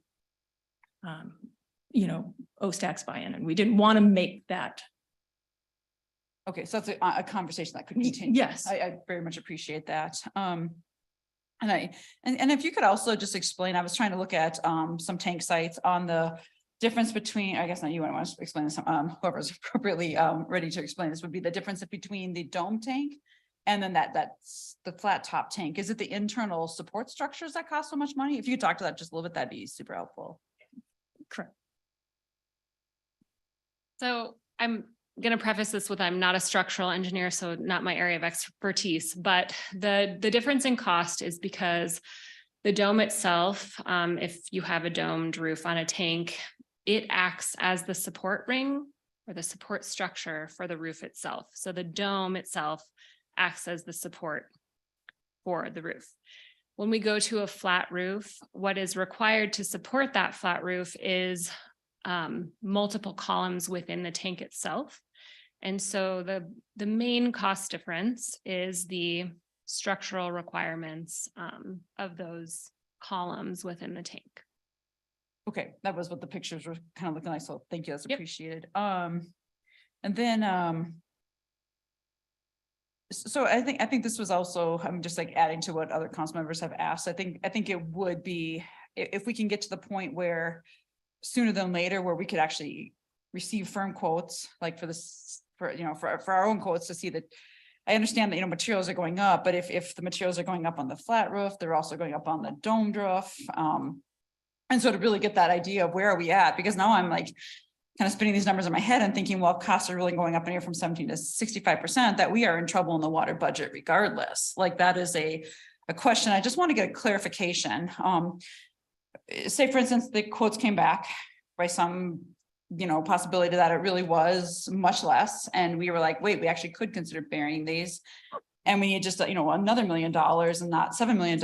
Or if the rates have drastically increased and we still actually need a couple $1 million out there. The water rates across Broomfield, maybe Manager Hoffman can answer this. The water rates across Broomfield wouldn't go up. That's that's an upfront cost that the way we've done this in the past, that would go into water tap fees if we really saw those increases. This wouldn't be a water rate increase across Broomfield. So if council will remember, over the last 2 years, we have transitioned into, we need to shore up what we have and not continually think about the new. And part of that conversation comes into play with the water taps. One of the reasons that we're AAA is because we've made decisions over the last 3 to 5 years to ensure that we have a diversification of income coming in and that we are not solely reliant or heavily reliant on those tap fees. In years past, that's exactly what we were really heavily reliant on, is those tap fees. The problem with that is that budget in and of itself has a ripple effect. So if you're pumping up the volume over here and your growth slows by some of our other measures that we put in place, you're continually being reliant heavily on those tap fees. You don't have a diversification. It's just like a diversification of your stock. So in years past, that would be true. We would just increase the water tap fees. Well, so now everybody's sharing in the pain because we've increased water rates, we've increased the tap fees, we've increased the development fees. All for part and parcel of the bigger picture to be able to deliver the infrastructure that we need and not pick winners and losers. So it's a little more complicated, Councilmember Anderson, than saying tap fees or water rate increases. But there's a reason, and we've talked about this before, that communities don't raise water rates because it's very unpopular politically, financially, and otherwise. So when you do, you want to take in a totality of circumstances so that you're confident with that swing. So the residents that are saying, well, geez, you know, if best case scenario, you're looking at a 60% swing, which then makes the project doable. We can't budget on what ifs. It's not fiduciary responsible, nor is it, we're going to continue to be wrong, right? But on the water rates right now, budgeting and looking at all of the other CIP, what we have forecasted is turning out to be exactly what it is, which is about a 35% increase from a CIP perspective. So again, that's the hard part about CIP and engineering is is it going to change radically? It may. Okay, thank you. That is helpful. So far we're not in trouble there, even with the increases, it sounds like is the. Correct, because it's built in. Okay, well, that is very helpful to know. And I think, so I think at this point, and I'd like to hear like the next round of questions here, but at this point, I really think that continued communication. If this is Anthem Reserve residents are very close to the site. I mean, this park is enjoyed by many. It's a beautiful site. And I think just making sure that we are making wise choices so that when you take this path up, you get to this special site and we have the most unhindered view as possible. I think that is also something that is highly valued, and my time is up. Thank you. Thank you. Councilmember Ward. Thank you, Mayor. Manager Hoffman, is it a fair assumption to say that if we were to go with alternative, what was it, 3 or 4, whichever the second preferred option was, the $7 million increase, is it fair to assume that we then have to give up something else to cover that $7 million increase, that we have to forego CIP project or something else? So we need to keep in mind that the operations budget is separate from our water budget, right? But it's like any other budget, Councilmember Ward, and I appreciate the question. We continue to have these conversations is because there's a finite pot of money. So it's not reprioritizing, it's reallocating. So to your point, you either raise the water rates on the back end to compensate for it, or we go back to Ms. Allen and Mr. Rutt and say in the water structure piece, what isn't going to happen or what are we going to delay in order for for any one of these adjustments? And that oftentimes comes across as, you know, it's been predetermined. Staff's already said this is what we're doing and this is why we're moving in that direction. And that's fair. Because we understand each one of these moving targets to be able to say, weighing all of that out, what you all are seeing tonight is our best attempt for a win-win. So in our perspective, all of the last 6 months due diligence leads us to this. And then we'll summarize at the end for what that direction looks like. Okay. Thank you for reminding me that water is its own enterprise fund and cannot use normal operating expenditure revenues. Completely forgot that. I do sympathize with the view that you guys will to some degree lose. I do empathize with that, but at the end of the day, water is an extremely important resource, not only for Broomfield, but the rest of the state and the Mountain West region. And so I think continuing with what staff has recommended in this presentation is what we really should be doing. And that's it. Thank you. Mayor Pro Tem. Thank you. I'm gonna try to be brief. Do have a couple of questions, and I think City Manager Hoffman, you actually addressed a few things I was gonna ask. And one of my questions, just based on a couple of comments I heard from my colleagues, and I'm assuming I heard there was 6 months of due diligence on this, so staff is confident that they've done their due diligence and picked the best location for the city. Without a doubt, Mayor Pro Tem, and quite frankly, would we love to bury the tanks just as much as our predecessors would have liked to bury the tanks? So they wouldn't be sitting in our seat having to talk to those community members. So is that optimal? Absolutely it is. And it has been. It's cost prohibitive, but it was only through due diligence that we arrived being confident that in fact, the recommendation is partially buried.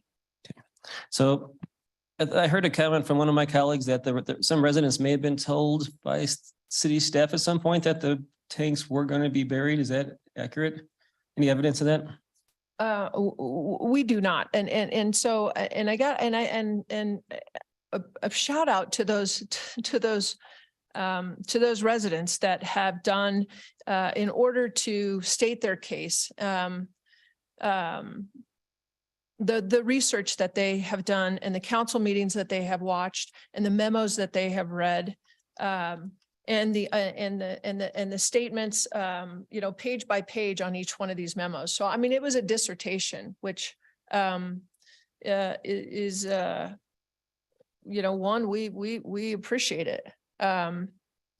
There wasn't an indication. So again, it's whatever the information is that is delivered, whatever your filter is, when that information goes through your filter, you're going to hear what you want to hear. And you're going to read what you want to read. And then that helps you form what that narrative is. Can I understand where they would reach the conclusion that it was said that the tanks would be buried? Much like in 5 years, my comment that I just made, I would like to have the tanks buried, right? So again, it's context. Jennifer Hoffman said that she wanted those tanks buried, and that's not what they did. So again, best effort from a staff perspective to meet a resident's level of expectation to not have their view or their park or their whatever it is. You want to deliver that as staff. We want to deliver that.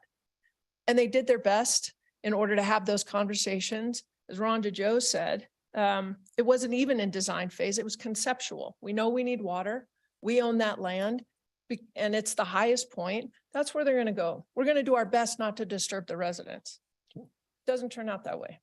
Okay. I do not think that there was a promise or a guarantee. Okay, and I think that was my follow-up. As far as we know, there wasn't any promises from staff or guarantees that those would be buried.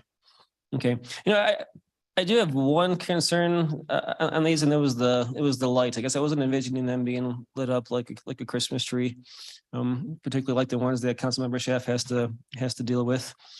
So does there have to be lights on there? And I do appreciate there were comment. I think the staff mentioned that there'd be efforts to minimize the lights, but is there a requirement under some of these new laws that it has to be lit up? So again, it really does come back to security, and we are taking into consideration that it's in a residential area. And as Rhonda Joe mentioned, we will be dialing back. They won't be what you see at Carbon Road, with the intent of having them downward focused.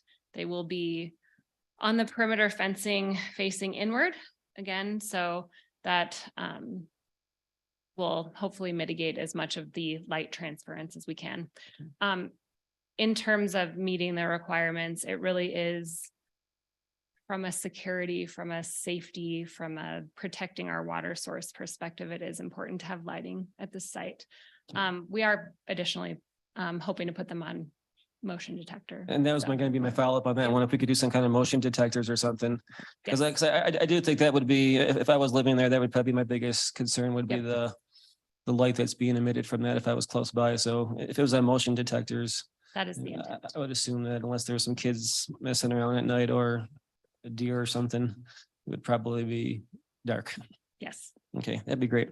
So, I mean, you know, what I definitely have heard is that there's a desire for a win-win, and you know, I guess I would, from what I'm hearing, I would argue that what was being presented is the win-win or the lose-lose, maybe, I guess, depending on how you look at it. And, you know, in the legal profession, a good settlement is always considered a lose-lose. I mean, both parties are giving up a little bit. And I think that's kind of what's going on here, because it's my understanding, as my colleague over here said, you know, we could be paying $2 million less for this and have them, you know, have them elevated. So, you know, the city sounds like has made some concessions and is suggesting that we pay $2 million more to actually partially bury these. So, you know, it's not a perfect scenario, but it's definitely, you know, we're giving up something as the city, and you know, I think it does benefit the community there that's you know, affected by this. So, you know, I'm in favor of the you know, what's being proposed tonight. Yeah, for me, the bottom line is we need the tanks. Staff has done their due diligence here. I'm confident in that this is the best spot. And I'm aware that from what I've heard, that this was planned before the houses were there. So it's unfortunate that developers, you know, may not have fully informed the residents that they sold to. It's not surprising. And maybe they have some recourse there. And, you know, I'm all about preserving open space. I really appreciate our open space representative, Mr. McFarland, and his comments. You know, unfortunately, we do need these tanks though, and they're going to be in open space somewhere, whether it's on this spot or somewhere on our open space. So, and personally, outside of the lighting, I don't find the tanks that objectionable. I used to hike over above NCAR where there's the water tanks up in there. They're not lit up on, I don't think, at least I've never been there at night. So, you know, outside of the lights, you know, yeah, let's put some nice murals on there or something. We'll get Councilmember Schaaf involved, paint something. That's all. Thank you. Thank you, Mayor Pro Tem. You mentioned NCAR, and most recently NCAR had a fire. It was called the NCAR fire. And we all know that there's no longer a fire season, as a year ago in December, our neighbors lost 1,000 homes. So that's what's front of my mind. And since we have a representative from North Metro Fire Department, may I ask for your input on the protocols and safety and the need for having additional water storage in this north area that has grown so much?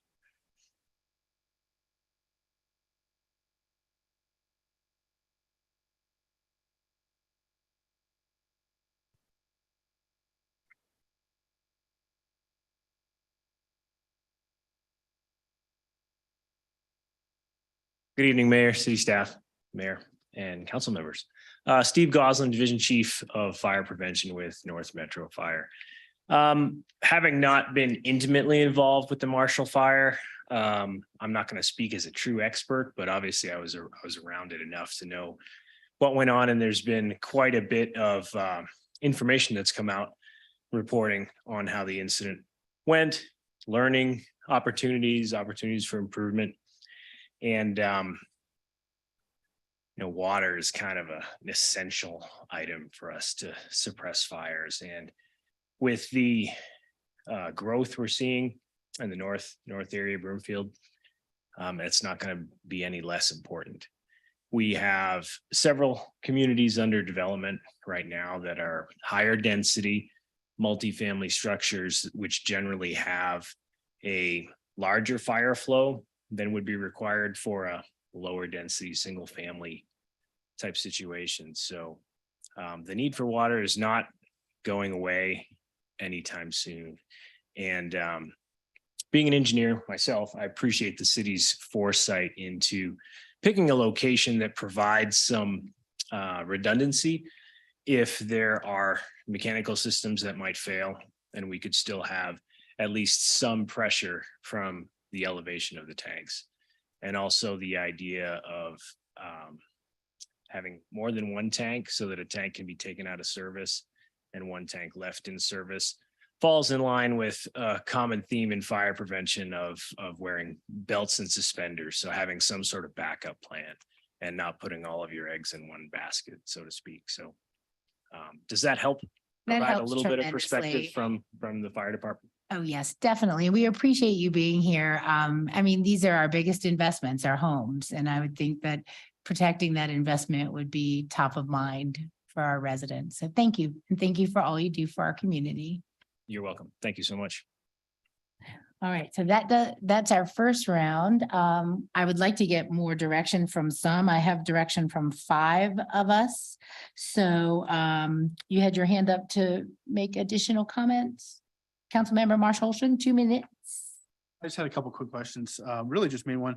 We talked about the $7 million for the additional cost to bury them or move them.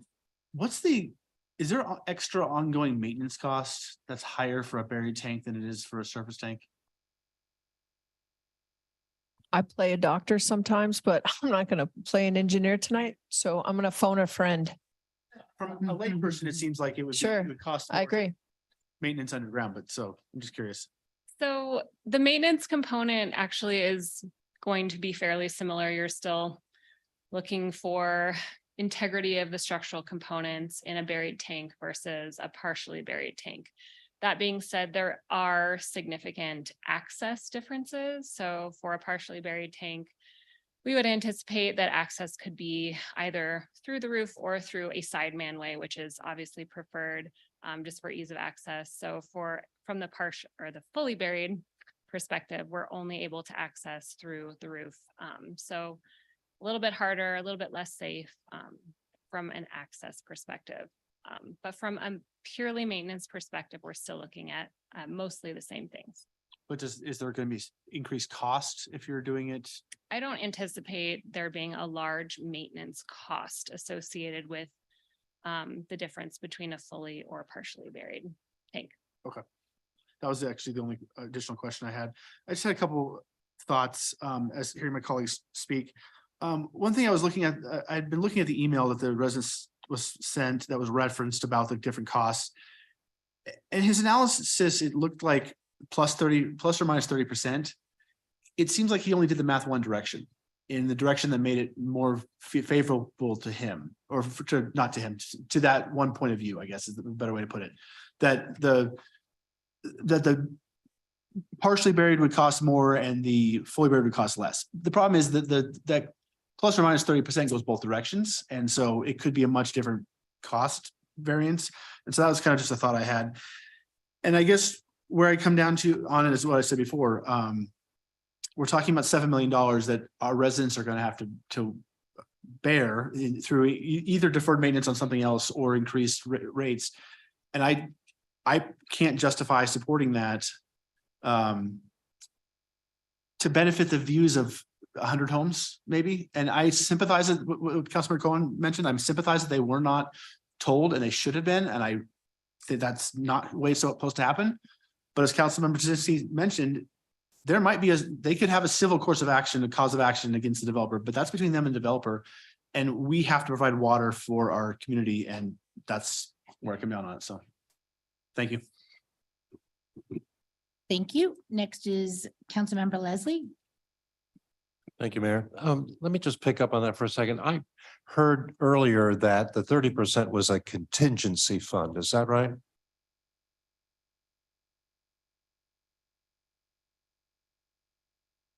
Contingency, safety factor, et cetera. Yeah, Yes. it's typically, in my experience, and I've built millions of dollars of buildings. Yep. And projects and campuses and things. You always have a contingency because costs are always going to go up. Absolutely. You're going to have change orders. You're going to have increased costs of material and supplies, construction costs. They're always going to go up.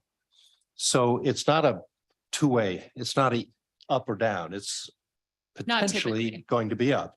But it's a safety factor built in above the cost of the project as the bids come in, right? Correct. So I just want to try to reinforce the idea here. This isn't it may be more, 30% more, or it may be 30% less.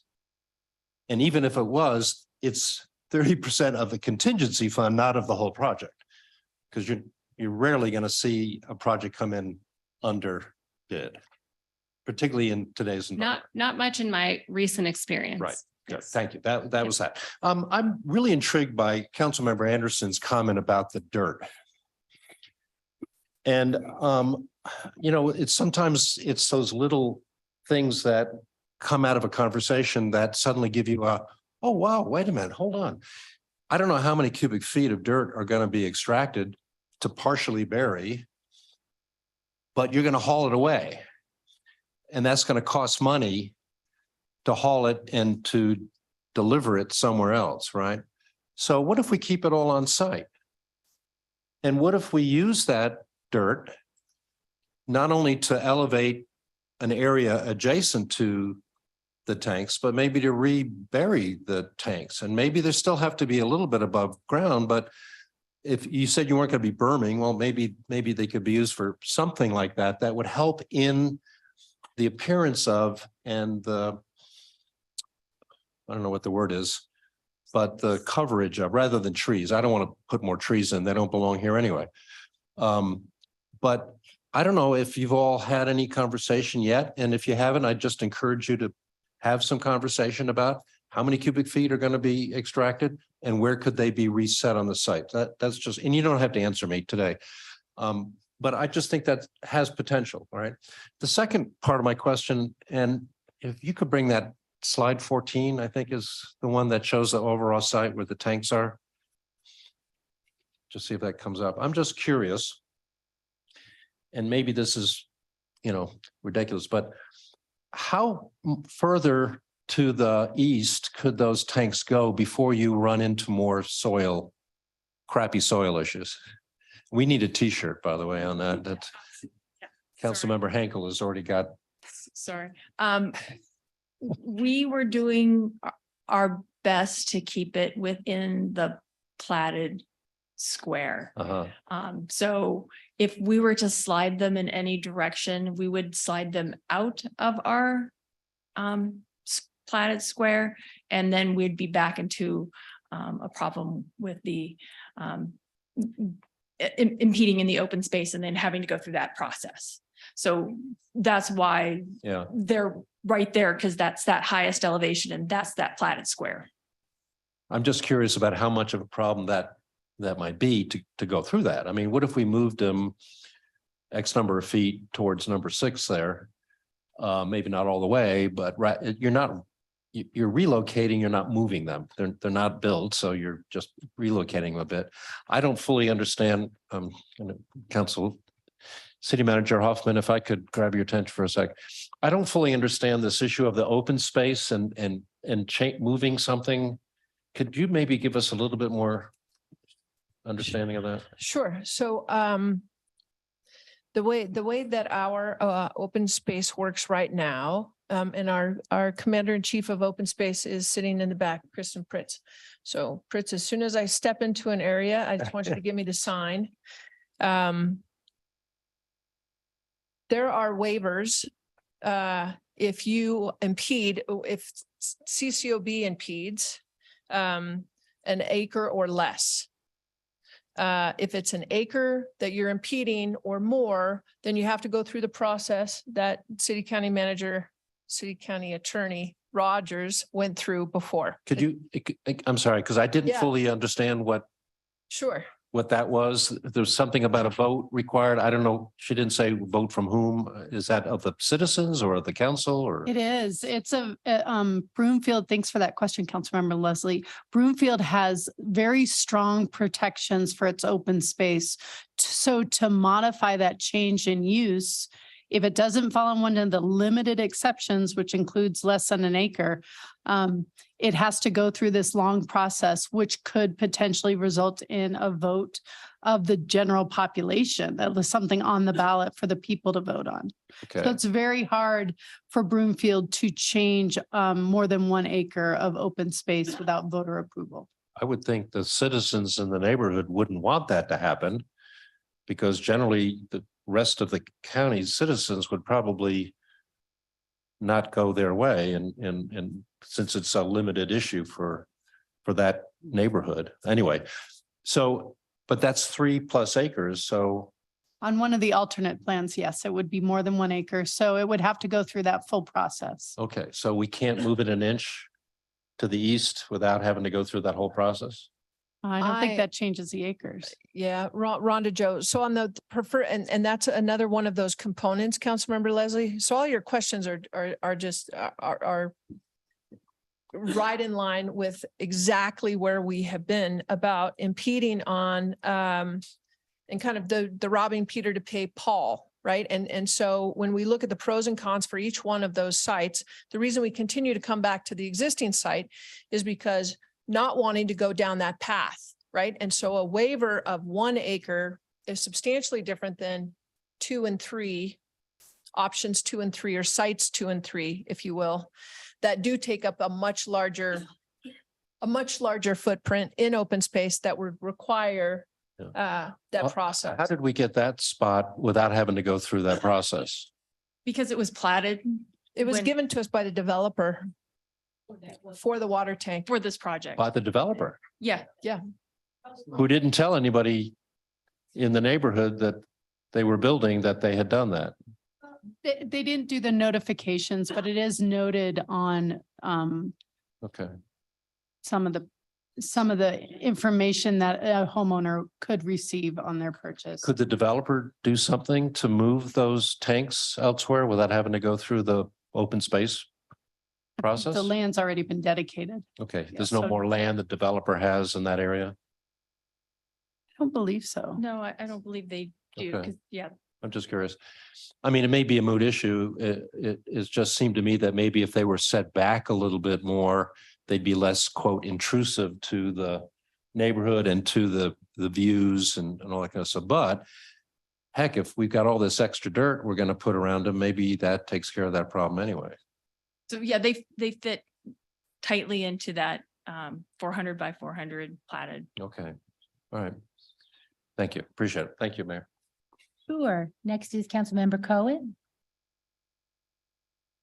Thank you, Mayor. Just to follow up on a question from the Mayor Pro Tem, the residents do have an email from the city as late as February 10th, 2020, which says, quote, "We are planning a buried tank with a pump station at this time." So at least up as late as that, they were being told it would be buried. So you can understand they're upset. At that point, they bought a house and found out it wasn't the case. I wanted to follow up, as Councilmember Leslie did, to Councilmember Anderson's questions. In the possibility of still finding a win-win in the situation of raising the level, being able to create a berm that preserves the 360 view. Since we do have the chair of the Open Space Committee here, as well as the head guru of open space, that maybe we can plan going forward for that possibility of redesigning that open space in a way that preserves the sightlines. In terms of steps going forward, I do think one thing Councilmember Henkel and I have been trying very hard to make sure that the residents feel like they've been heard.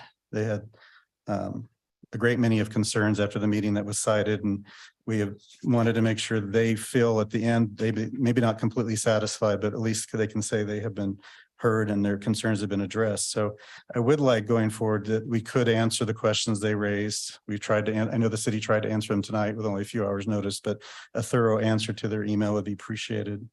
And that that the residents, if we go forward this plan, they are involved in the trail design and the way that the final look of the area will be, that they're fully involved in that.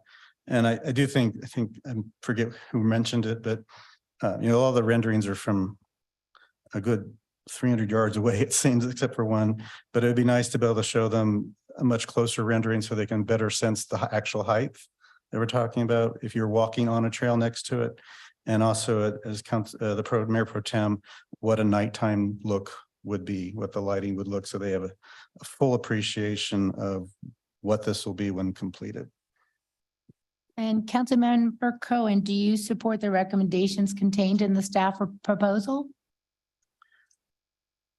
I mean, at this point, I think I was looking for the win-win. If we can create berms to maintain the 360, we can create an open space close as possible to what they have now.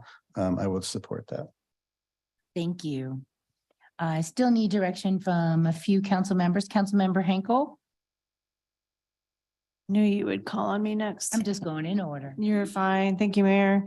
Yeah, it's been just a difficult road, and I will say I'm just really feeling for the residents, because I do know that they were told that, and we're trying to be careful too on our side. We did say that at this time, we were planning on having buried tanks, and that was the truth. I will say that we just in the future need to be better communicators as a city and county, and just possibly, looking forward, if we're going to need any more additional sort of headway in projects like this in the future.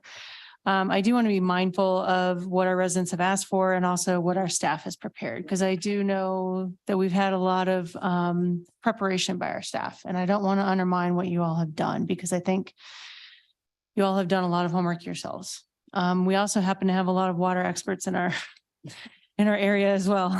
It's a little bit tough. While I do support most of it, I was looking for something that we could have. I just regret not really evaluating the other sites to the degree that we evaluated this particular site. I feel like we could have done more extensive homework. I do support this in the fact that, our water is needed, obviously, in the capacity that it's needed. I will say that to the degree that we can really, really, really minimize the impacts in that area, would be worth it, and to have our community fully involved from the get-go. But again, I've always wanted to have a better win-win situation that we could separate at least the reuse tank. So if there's any sort of Hail Mary on the staff, I'd appreciate that. Thanks. Thank you. And Councilmember Anderson. Need your direction. Okay, can I just echo what I'm hearing from Councilmember Henkel and Councilmember Cohen? I mean, that's basically it really quickly. Continued engagement of residents on the trails design. If they support this idea of using some of that dirt to raise it up and create that 360 panoramic view, keeping the top of that trail as much the same as it is today when it's replaced. I wanted the win-win too. I really wanted that idea that we could slide that one reuse tank down and find this winning solution. And I really, of course, minimizing any impacts, the light. And there's direction on the depth of the tank. I'm guessing it wasn't an exact depth of the tank, just whether it should be partially buried or fully buried. So I keep them down as low as possible, I guess, for the view of the trail. And then, of course, we understand the need for water and that this has to go forward. But I really want to see if we can do it. I would assume we're getting close to the point where we would go out and get those firm quotes. And when we get the firm quotes, could we possibly, do something similar and get the quotes for what if it really was the buried option, and just compare them and see if the 7 million, it really is at 4 million plus the 50%, 6% on top of it, because it wasn't I saw the notes in that wasn't a firm quote. So, and if something came back to show us that it was significantly different than we were expecting here, that we would then reevaluate the tanks. But if it really is that much of a difference, and then moving the one tank requires extra pump station and the vote for the open space. I mean, there's some obstacles I didn't recognize coming to this meeting. So same direction that they want to go, I think. So, okay, thanks. I think we got you down as long as, and Councilmember Lim. Yes, I am in it as long as also. These items have been on the consent agenda for the preliminary design and that for a long time. And I asked questions on the consent agenda and I have asked questions about this. I've kind of had this on my radar for, what is that going to happen to that trail up there? Is it going to be able to exist at all? So that is my concern, that the residents that it's actually in the whole area that use that trail. It's not just the residents in Anthem Reserve who use that trail, have some valid concerns and that they have some input into that trail design, and it's minimized with the impact as much as possible. Thank you. Thank you. I hope that gives you guys some direction. There seems to be consensus to move forward, but I did go up and walk that trail to kind of get a feel for, what I was hearing from everyone. And the main eyesore I see is the existing water tank that's been there forever and that's going to stay there until it rots. So I think what we're proposing is going to be a lot more aesthetically pleasing than what is already there. That's the biggest thing I noticed. So I guess that was my takeaway. And I do appreciate everybody's input and work on this. To be accused of not caring about open space kind of hit me hard because that's some of the emails that I got personally. And that is the reason I ran for office in 2017, to protect our taxpayer funded open space, not from water, from oil and gas exploration, because the old charter used to allow the city council to change the use of our open space for mineral extraction. But guess what? We passed a ballot amendment a couple of years ago and we took out that carve out for oil and gas exploration on our open space. So because of many of us up here, that will never happen again without a public process. So I just want to clear the record there. Don't make assumptions. And we do appreciate your engagement. Mayor, can I? Yes, seek Ms. just Hoffman. a little bit more clarification and I just want to make sure what we deliver, is doable. So again, the cadence of, to Councilmember Lim's point about the path and the trail, all of those specifics come with the site development plan. So it's not that it's dropped off the map or that we haven't considered it. It's not time in the process in order to consider that. So I just want to follow up just quickly, Mayor, if I may, on Councilmember Hinkle, Councilmember Cohen, and Councilmember Anderson's request to do a deeper dive on the costs for the buried tank. So in order to get costs that are more than guesstimates, we have to have a design. And in order to design, it's a completely different path that we would have to go down, or one that is in addition to, that would then take us into, are we in fact considering buried tanks? I mean, so what's the litmus test? If it was 3 million, would we go ahead and do it? If it's 1 million, so again, my question is, if it's additional costs to $2 million that we're already saying from a win-win perspective, I just want to make sure that investing more time with the designer to then come up with a design that then we can accurately, as accurate as possible, come up with an amount. What is the end goal? Is there a certain number that we would get to?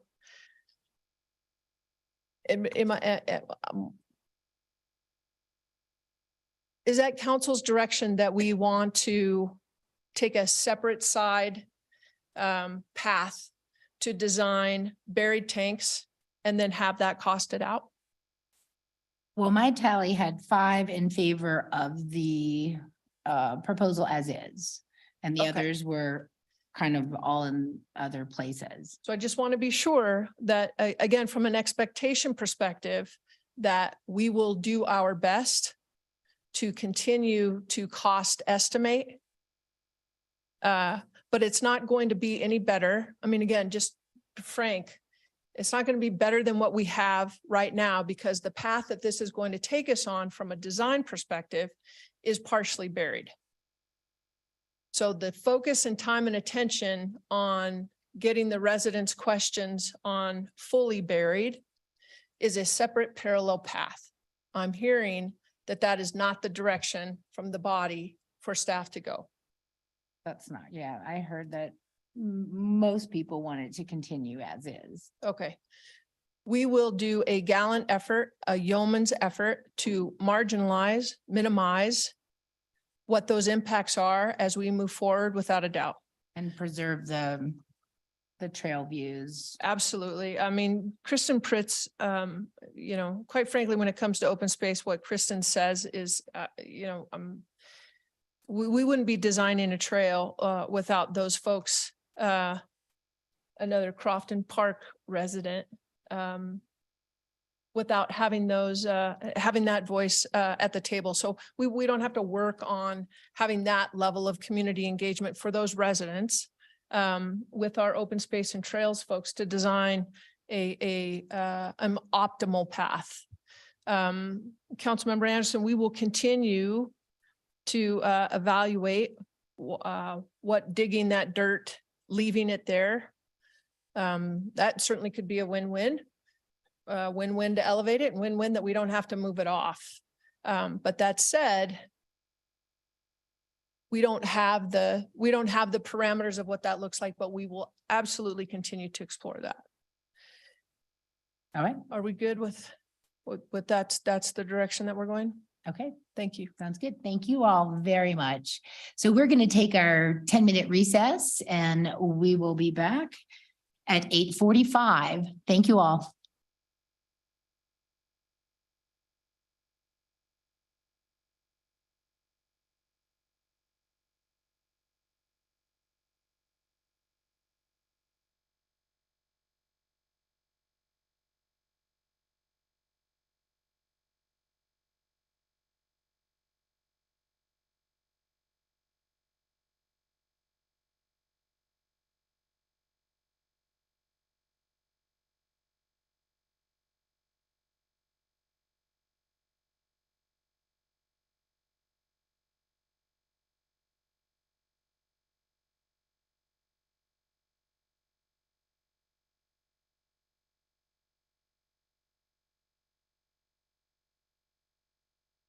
The Access Live event is in music hold.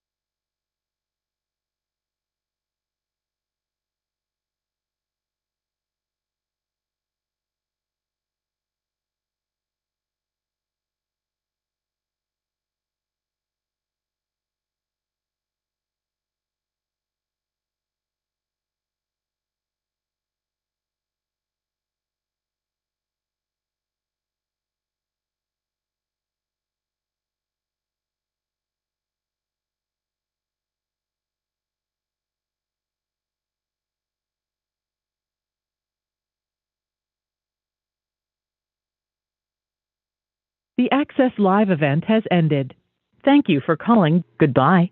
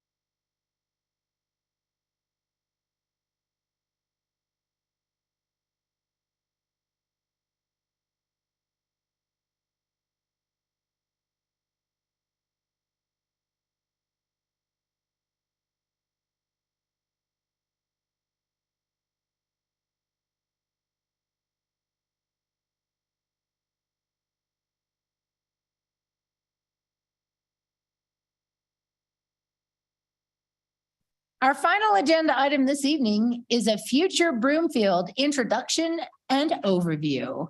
Council has a copy of the agenda memorandum, which I'll ask our staff to begin the discussion.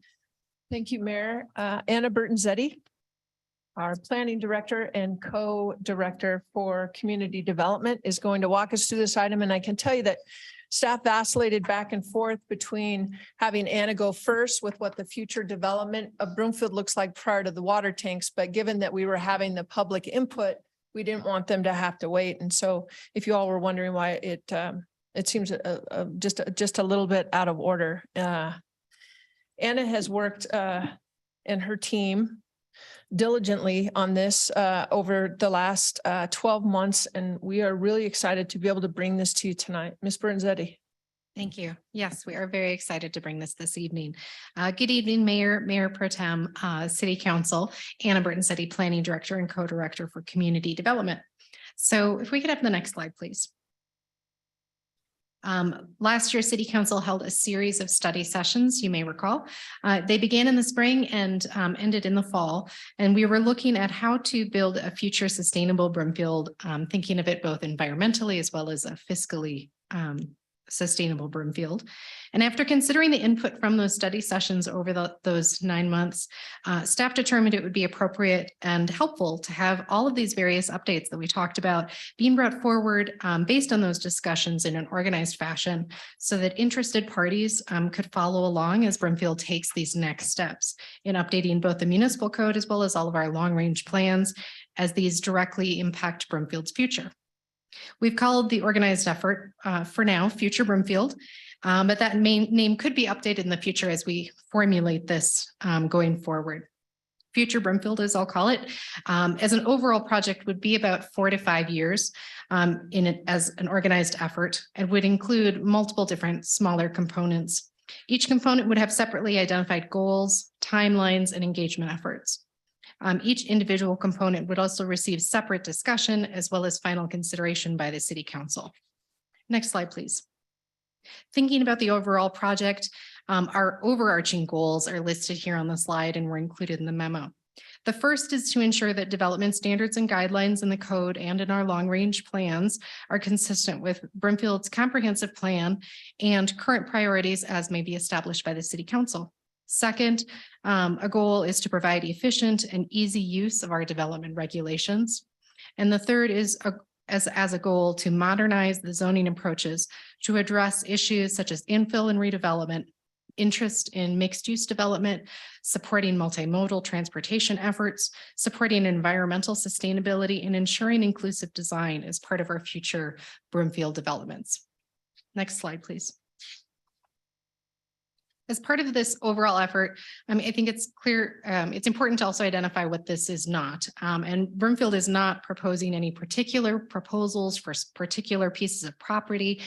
There's also no specific development plans as part of this project, and we're not seeking a change to existing site development plans or planned unit development plans that were previously approved by the City Council prior to this effort taking place. The effort instead is to take on the updating of development standards, considering new regulations to implement the comprehensive plan and updating the long-range planning documents, some of which really haven't been reviewed in over 20 years. So it is appropriate and timely for us to be looking at these. Next slide, please. This is a long list, hard to read on the screen. It's also included in the memorandum of projects that are intended to be started in this year, 2023. Some of these projects may be started in this year, but may extend into future years.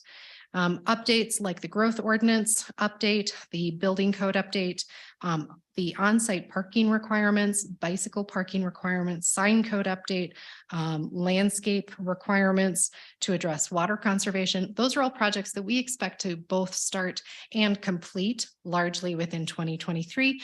They could be phased and have additional work done in future years, but they will largely be completed this year. That's our intent.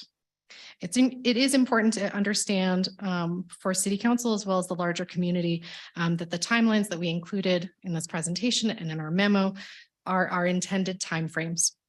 This effort is being brought forward largely with existing staffing and time resources. So staff will be continuing to prioritize other duties such as development review. And we need to ensure that the community knows that those are still prioritized by our department and they can still expect the same level of customer service and from the community development department.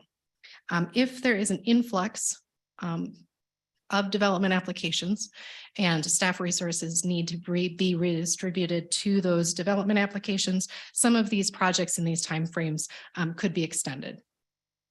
Next slide, please. So this is looking then at the next year. Here again, some thoughts on our thoughts for what could be started in the next year, 2024. Two of the noteworthy projects on this screen would be the comprehensive plan update, as well as an update to the sub-area plan for I-25. Both of these updates would likely take more than 12 months to complete.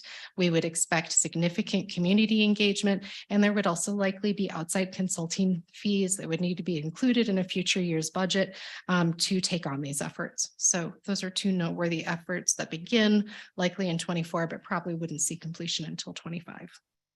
And then the next slide just looks at some of the projects that we're seeing in 25 and 26. This looks like short lists, but some of these are pretty big, like looking at updates to the area plans. We're looking at putting those after the comprehensive plan update so that anything changed in the comprehensive plan in 25 can be updated with the other area plans following that adoption. Next slide, please. So this study session included a lot of information, listed a lot of different proposals, but we believe that these came from or are consistent with most of the discussions from the study sessions. Some of the items may be new for City Council, like the need to update the sign code. So there may be some projects that are new in the list, but largely a lot of them we pulled directly from prior conversations. So the primary purpose in tonight's study session was to provide that introduction and overview of this centralized process that we're calling Future Brimfield. Our staff is already starting to work on a lot of these projects that are listed for 2023. And we're looking forward to bringing them forward to you over the next year and really extending into a couple years. And we're hopeful that you'll be able to give us your thoughts on these projects and what we have planned, because we want to ensure that these are consistent with the desired outcomes and the priorities of the City Council. And that concludes our presentation. Thank you very much, Ms. Burton-Zetti. We'll go to council questions and comments next, starting with Councilmember Leslie. Thank you. What a wonderful presentation. Thank you so much. It obviously shows a great deal of work on your behalf and on the team. And I know City Manager Hoffman has been talking about this now for certainly longer than I've been on council. We're all going to have different priorities and things, but I do think that there are several areas that are in fact priorities. And right now you just have a list of things and it doesn't indicate, you know, what items are priority. So I'd like to suggest that one next step may be to start to prioritize, because you can't do them all at once. And you have laid out some of the stuff over a several year period, which is appropriate. And I commend you for that. But I do think that things like water and future development and how we're going to direct developers in terms of whether they should be planting grass or other kinds of things. What about trees and all that kind of stuff? I think those are really critical. We're dealing with that in many different ways now. I think the fact that city manager has pulled the trigger for the HOAs in terms of you know, the issues around fines if they go over their, you know, water usage and all those kinds of things are really drawing attention appropriately to the water issues here. But I think the sooner we can be able to say to both developers, this is what you need to be taking into account as you're building new communities. And for those of us existing here, what we should be doing, not just the HOAs, but all of us as homeowners, and what we can do in replacing, you know, the traditional, you know, Kentucky grass and trees that never grew here on their own. I think the better for all of us. And certainly energy is another area, and I'm sure each one of my colleagues is going to have something different, but I would really love to see this prioritized in some way so that we can begin really working on those things that are going to have the largest beneficial impact. rather than trying to distribute our stuff across a broad spectrum. Yeah, thank you. Thank you, Councilmember. Councilmember Schaaf. Thank you, Mayor. So as I looked at this future Broomfield, the first thought I thought of was we can only move forward as quickly and efficiently as our load is light.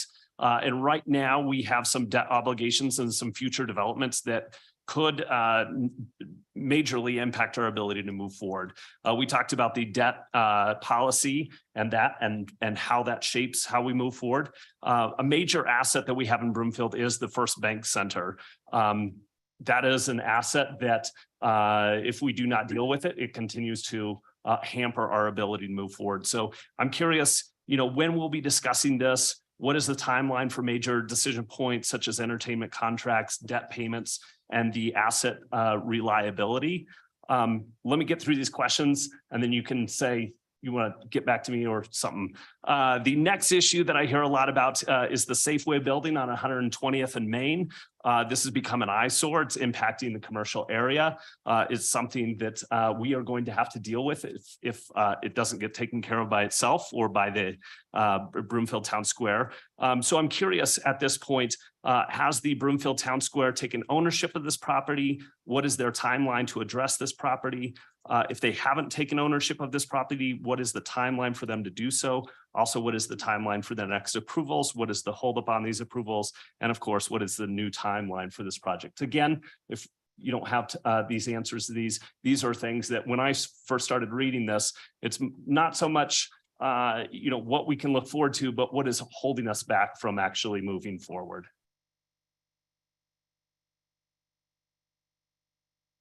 I just really appreciate those questions.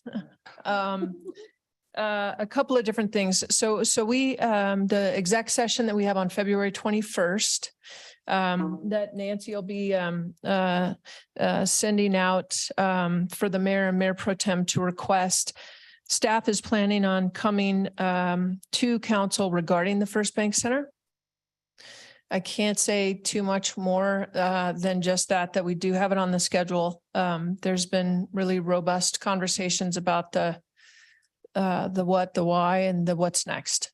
So I think all of those additional questions will be answered at that time. Councilmember Schaaf, and I'm sure you all will have plenty of additional questions either during or after that exec session.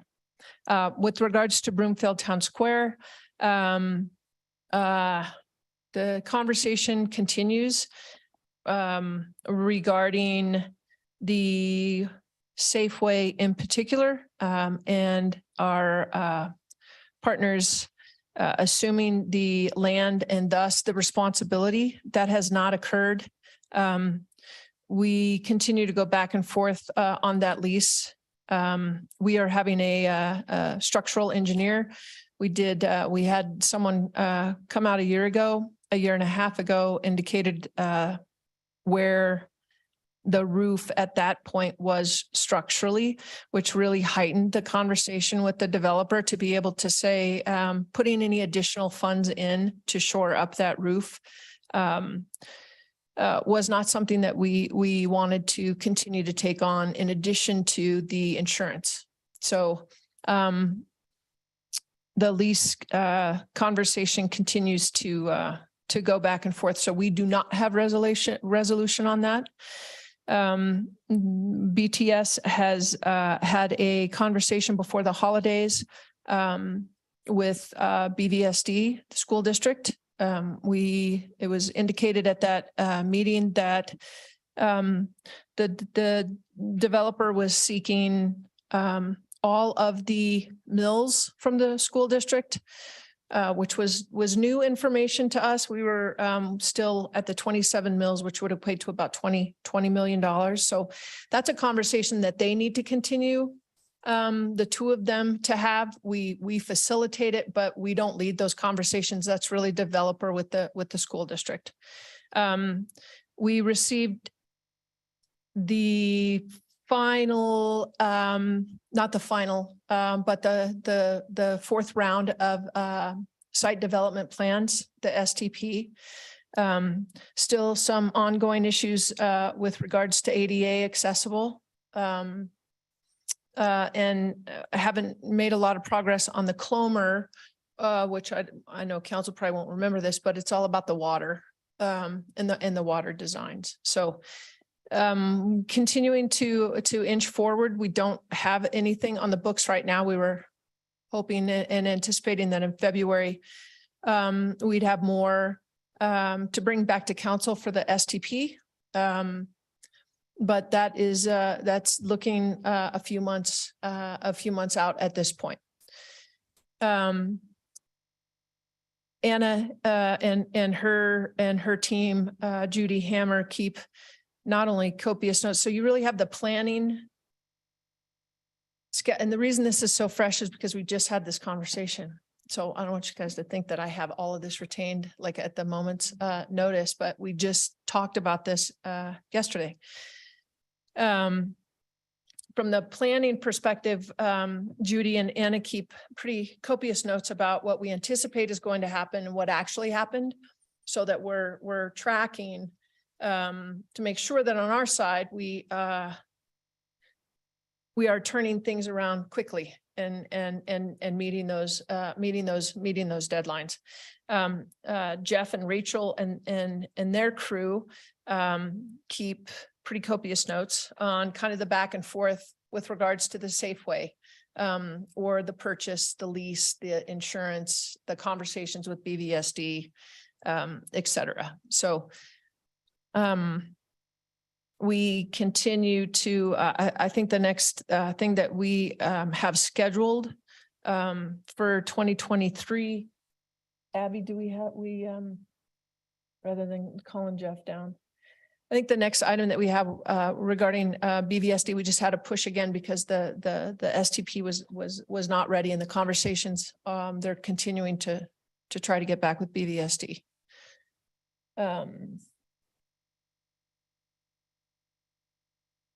Councilmember Schaaf, I know that is there's no big resolutions or answers to either one of those. You'll have more on the First Bank Center on the 21st. We continue to move forward, albeit slowly, on BTS, and tentatively we're scheduled for February 7th for what? For the bid operating plan for BTS? For the Business Improvement District. So if council will remember, they have two metro districts now, and they want to come back to council and request the Business Improvement District. So tentatively scheduled. I don't know what the likelihood. Mr. Romine? Mayor Pro Tem, City Manager Hoffman. Just to correct that, we were adjusting the calendars last week, as Jennifer pointed out. We had a long conversation about both these projects on Thursday. The bid has been moved to, we believe, we're waiting for word from the BTS A team, the Alliance, who's the developer of it. We believe that they're going to want to move all of that with the same time as the BVSD conversation, and as it comes forward for the urban renewal. So we think that's actually, right now we have it tentatively scheduled. Again, we keep pushing and trying to get things done for May to June, because we wanted to bring the SDP, the urban renewal, and the bid all through at the same time, so City Council gets the full package. But that's the latest, and we're still waiting for our partners at Broomfield Town Square Alliance to give us an updated schedule based upon what we understand things to be. All right, thank you, staff, for those. Those are two big things that I continue to hear about from residents: is when's the First Bank Center going to be a producer of something great for the community, and when is the Safeway going to be handled so it's not a continued eyesore. So I appreciate the update. You're right, it doesn't provide the resolution that I was hoping for, but at least it provides the update. Also today, this council memo got colored in another way. The governor's State of the State address was this afternoon or this morning, and he talked a lot about housing supply and the need to reduce sprawl and reduce pollution that has an effect with that sprawl. And so he talked a lot about different ways to increase housing, and working with partners. And I thought, there's another way that we can start to, add to the future Broomfield is one, ensuring that, that we are continuing to do those best practices that we've continued to drive home on, transit-oriented developments, mixed-use developments. Some of those pieces it sounds like the governor is kind of moving in that direction. I think that there's, looking at as we go towards the future of Broomfield, we're starting to look at the redevelopment of existing residential and single family housing. And what would that, upzoning look like? What would the upzoning be allowed in those areas? And what areas would that upzoning be allowed in? We, of course, have the balance of historic preservation plan that would go into that existing commercial and residential areas as well. Of course, mitigate displacement when we start to look at the redevelopment, parking minimums, reduction, or having parking maximums. So I think that was mentioned a little bit in this future Broomfield plan. And I think that is some, I can definitely see that coming out within the governor's points. And then, of course, the big piece with all of this is around transportation, specifically transit, needs to be addressed with the existing and future growth areas. And I think that this needs to be a conversation that we have to have locally as well as regionally, is how do we come up with a plan to offer more transit to more of our community? And at this point, one of our big partners, RTD, is not providing enough transit availability to our community. And so how can we move that conversation forward? How can we offer that? And I do think that as we continue to start to look at a future Broomfield, transit and transportation has to be a part of that. And then the last thing my question is there a reason not to push off the comprehensive plan closer to 2030 as opposed to doing it in that 2025? I know that that's only about 9 to 10 years in terms of when the last one was done. I started looking through the comprehensive plan and going through the different sections, and it appears to me that some of those things, may need slight tweaks, but maybe not an overhaul. So I'm just wondering how much of, an overhaul that we need with that comprehensive plan. Thank you. Great question. So our last update to the comprehensive plan was about 9 years ago-ish, 2016. It was an odd year. It was intended to be completed by 2015, but it took a little longer to its adoption in 2016. We really do keep a goal of trying to have that updated every 10 years, which looking at the 2015 would put us at 2025. But you're right, we could put it to 2026. We could take additional time. Our thoughts were the last update to the comprehensive plan was considered an update. It was not considered a full rewrite. We really looked at it through the lens of it being a minor update. So it really has been 20 years at least since we've done a full comprehensive plan analysis and update. I think some of the areas that we anticipate there being some significant interest in and needing analysis is our land use plan, which is a key component of the comprehensive plan. And that also overlaps with the I-25 sub-area plan, where we've talked about how do we balance the land uses in that area of Broomfield as we're looking at the horizon of build out to ensure that we are balanced financially with our land uses moving forward, understanding the changes in the market that have happened over the last 20 or 30 years. Okay. All right. Great. Thank you. Thank you, Mayor. Is Councilmember Lim. Yes, I, as Councilmember Leslie said, everyone's going to have their priorities, but I did appreciate the fact that in 2023, the energy strengthening amendments were going to be explored. And there are conversations that the staff has brought to ACES and given us a timetable for when those will be reviewed by ACES. So I'm glad to know that that's in process.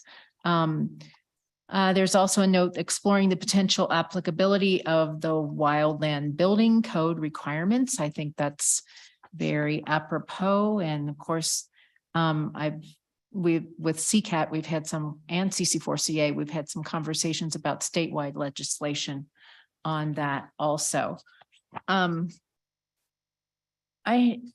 As we look forward to development, I guess I had a thought about infill based on recent experience. So as the Dillon Point project has gone forward and we're still waiting for the resolution for FRECO to accept the culvert repair by the developer. I guess my conclusion was that we do not have a comprehensive set of checkpoints or leverage in the process of infill development that is proportional to the chaos, chaos that can be created in the neighborhood where that infill is. So I wondered, what could we think about, what could we do in our development proposals that will increase in infill perspective to help the city keep control of the development further? Thank you for the question, council member. So I think as we're looking at infill development, you're right, infill development by its nature will impact more of our existing residents, or it could impact businesses because there is activity with the construction, and it is or can be disruptive. So we do try to minimize that through our review process, through drafting of the subdivision improvement agreements, to ensure that there are opportunities for us to ensure that things are completed before a certain point. There has to be, just like any construction plan, sometimes things like the FRECO ditch happen and it takes longer and there's an impact, especially with that one, because there's certain time limitations with the ditch. But every opportunity that we have in those infill areas, we're constantly looking for ways to improve the relationship of commercial development or any development as it's happening near residential. And we look for those and try to work those into future development proposals, whether that's through land use updates that you might see to the zoning code as we bring those forward over the course of the next few years. Some of them could be policies. I know one of them that we are instituting based on a recent experience is ensuring that developers provide information regarding their temporary construction parking, because it had a big impact on a neighborhood in the Highlands area. So we learn as we go along, and we're trying to incorporate those and learn best practices from others that have a lot of infill development as well. So you may see those woven into development updates in the land use code, or some of them may be on more of the back end as we institute policies. Councilmember Lim, so I giggle at that just a little bit because while I appreciate Anna's response on that, it's interesting because some of what coming out of the governor's office right now on the affordable housing is going to be completely counter to having control from a local government over those sites, specifically infill. That's part of the conversation about by right. So in fact, Anna and I were just talking about this today. That where on the front end, you say, if you check all of these boxes, if you can do these 5 things, you can bypass our current development review. The concept review, the site development review, you can just check these boxes, particularly if it's infill, right? They want infill because they want density. And so these are more complicated conversations, particularly when you're looking at, kind of the TOD and the transit oriented development and and managing that. And I think part of your question, I mean, we've had enough conversations with regards to Dillon Point that infill, we are not the project managers. And when you are a project manager, it's as if we're building the BCC, right? Or the library. We are in control over what we do, when we do it, how we communicate it, what the expediency is. But when we have the developers come in, and we don't have that level of oversight or teeth, it feels like we're at the, I don't want to say held hostage because that is just an awful term, but essentially sometimes we feel that way, right? We know that if it was us, we'd be handling it very differently. But again, from that managing the expectations piece on exactly what we could put, what teeth we could put from an oversight perspective in the development review process is counter to the direction that a lot of these communities are going, is how do you expedite it? And essentially that's just, it's hands off, and whatever the neighbors say, that's that flipping that NIMBY to YIMBY. Right. And I'm like, well, have you done an infill development recently? Because it's no fun. Thank you for that. The other comment I had was regarding zero waste. I was glad to see the construction waste management conversation or possible in code was planned for 2024. I know that was construction waste management in the zero waste assessment was 12% of our contribution to the landfill. That's detrimental. So certainly was important to that plan. And the only thing I was thinking there was like, now when ACES gauged the cost of that, they actually allocated I think a half of a FTE for if you did the construction waste management, we would need half of FTE. And that's just an example of my general question. When you're saying you're going to be able to do all this with current staff, it seems like really. Thanks for the opportunity to clarify that. That's a great point.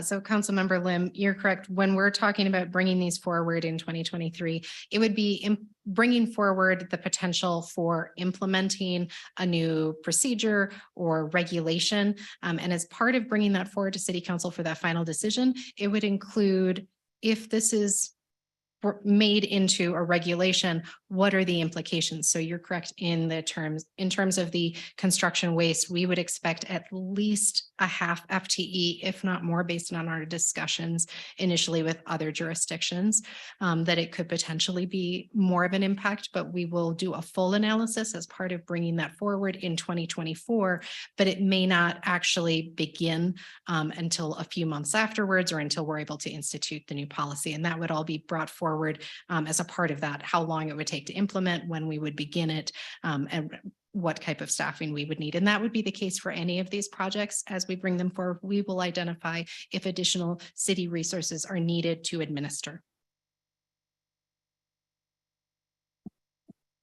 Thank you. Next is Councilmember Ward. Thank you, Mayor. First off, I was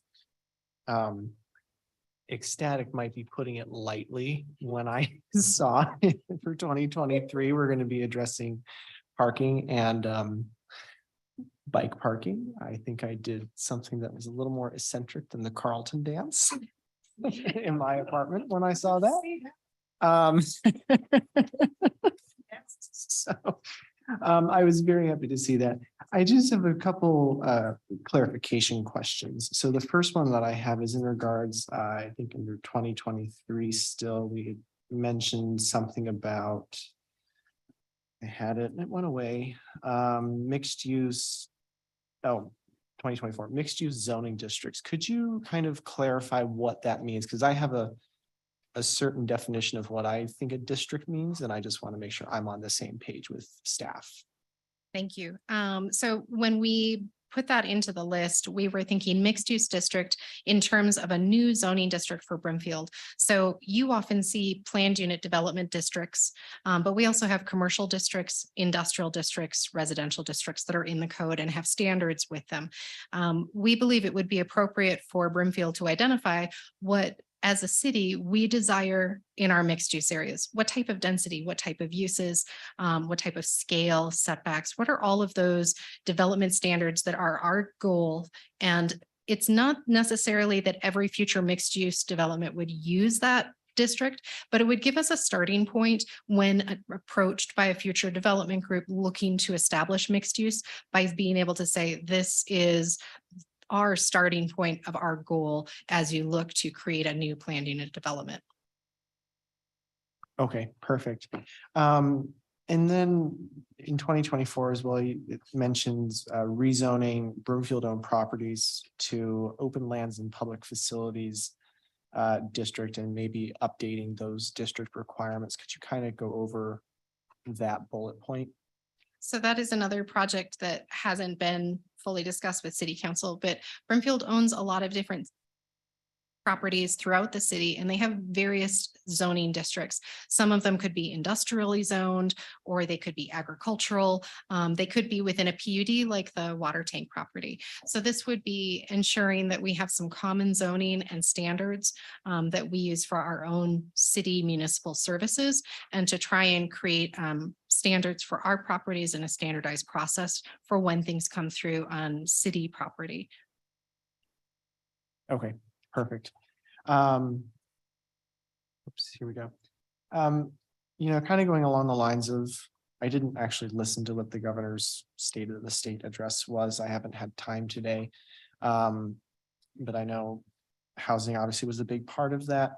And infill, and I personally would like to see more of a focus on infill development before we continue expanding that outward growth, especially the I-25 sub area plan was mentioned in 2024 and even 2025. I think having a limited approach, and Manager Hoffman might disagree with me on that one. She can still hear me.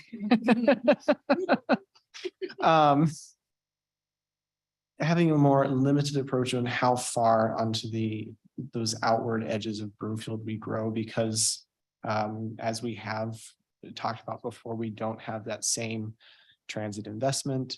Not to mention it just increases the number of streets we have. We have to plow those streets. We have to light those streets. We have to extend utilities, et cetera. And to Councilmember Schaaf's point, I think I've discussed it with him, but I have an idea that I want the state legislature to take up next session regarding RTD and local transit and whatnot.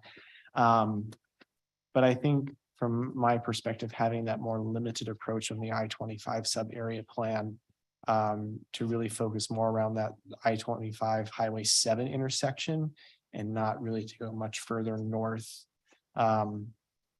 I think would be much more beneficial for us to mitigate some of those impacts.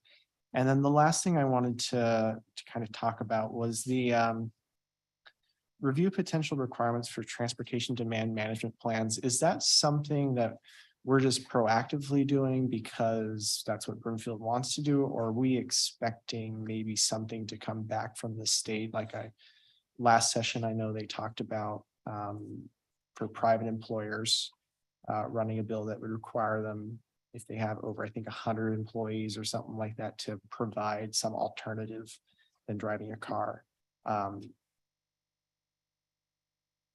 So originally, our intent was actually to bring that forward with the parking analysis for on-site parking for both bicycle, because bicycle parking, providing that is in some ways a TDM, but we really decided to take a step back from that first, because there's some regional efforts on transportation demand management. And we'd like to participate regionally and talk, work out some best practices with our regional partners. Both DRCOG as well as those along US 36 are looking at it. So we'd like to do those regional efforts first, still bring forward the bicycle parking as a component this year, and then really look at what comes out of those discussions over the course of this year, and then bring forward those recommendations in 2024. Okay, perfect. Thank you so much. I think that's all I really have right now, Mayor. All right, thank you. Councilmember Henkel. Thank you, Mayor. I'm going to kind of zoom out just a little bit because this is kind of the first time we're kind of seeing this. So some overarching questions here. I guess the intent of this is sort of a long time coming, I feel, because I feel like we've mentioned things up here at the dais. And so this is sort of a way to focus and say, hey, we're doing this here and here's our target. So I thank staff very much for really listening to what's been going on council. And I don't think these priorities are going to change too much. And I do appreciate the fact that on the memo, it does say, you know, we're following council priorities. So as much as we're saying our priorities up here, you know, we'll have that refresh session in March too, that will kind of help with this. So I just wanted to know just sort of the intent behind it and how you organized it, just from a top level. I really would love to know how you organized it from 2023 to 2024. I'm assuming we have some low hanging fruit toppled with some things that we have to set in order to have that comprehensive plan in 2024. Like, why aren't we moving ahead with comprehensive plan? I'm sure you have a great idea as to why, but I'd love to know why. So Councilmember Hinkle, it's a little bit of balancing all of the above. So we do have a few very small, low hanging fruit that we can take forward in 2023 and that we believe we can bring forward. Those are largely code cleanup items. There are other items that are a priority either for legal reasons, like the sign code needs to be brought forward, needs to be updated. So that's a key priority and we're bringing that forward early this year. And then, as was already mentioned, we have other priorities like water conservation that's been clearly identified as something that needs to be addressed very quickly. We need to address it for future developments. And so that was brought forward into 2023 and we're trying to get through that, you know, within the first probably 9 months of the year. So we tried to take a look at what were some of the items that are absolute needing to be done based on conversations and prioritization that we had heard in 2023. And then backing out from that, how much staff resources I felt like our staff had, balancing still, like I mentioned, our development review. Development review often comes in waves, and I'm sure you've all experienced this.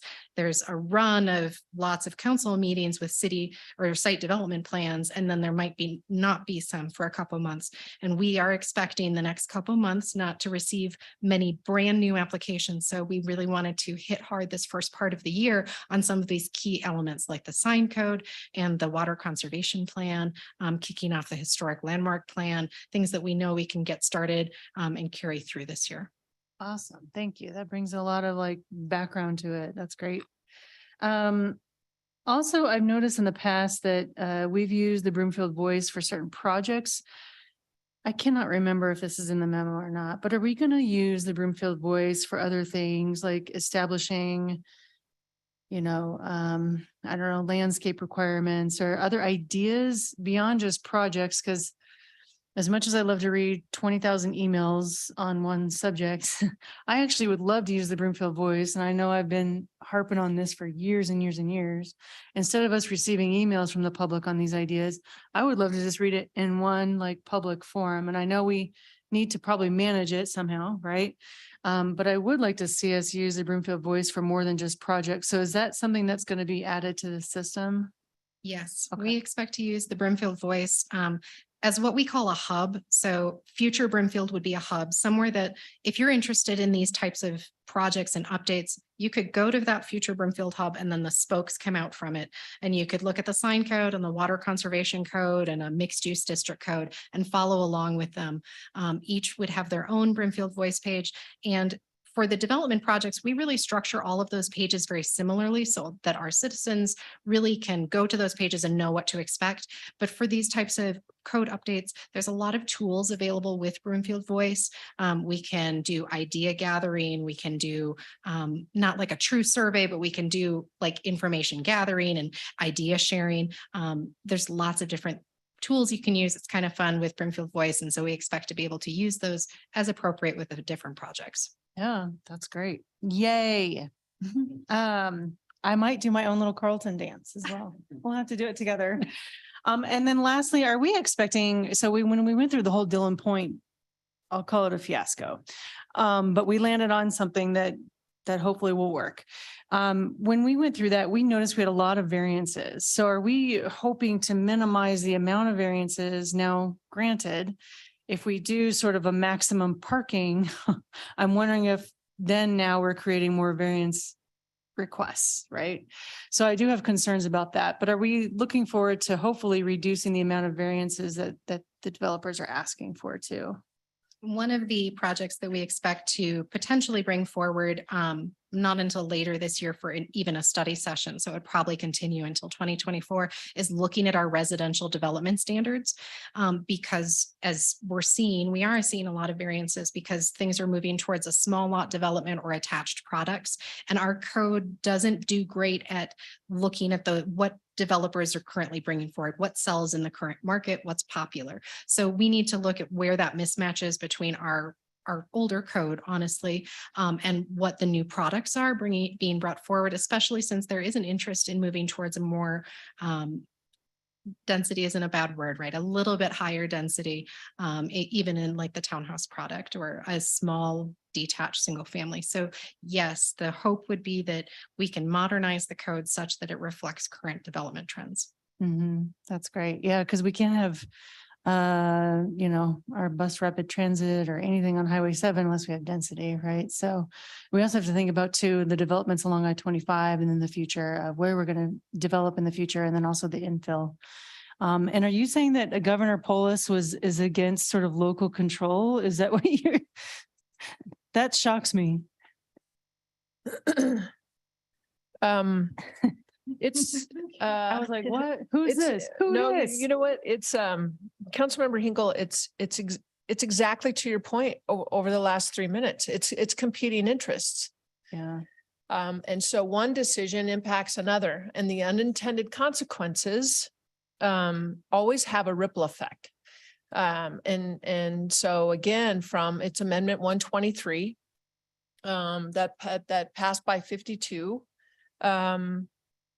And part of that is expediting units, bringing more units on as quick as possible. And that means talking with local mayors, which our mayor and Mayor Pro Tem and Anna have a conversation this coming Friday. So they're making their world tour to be able to say, this is how important it is. Because what happens is they have to spend those funds in that year because it's the Tabor, right? And so otherwise you'd be getting a Tabor refund, but they want to use a portion of those refunds in order to fund the affordable housing. And by that, it is when you have the statewide application for it, the only way to bring them online quickly is to say expedite it.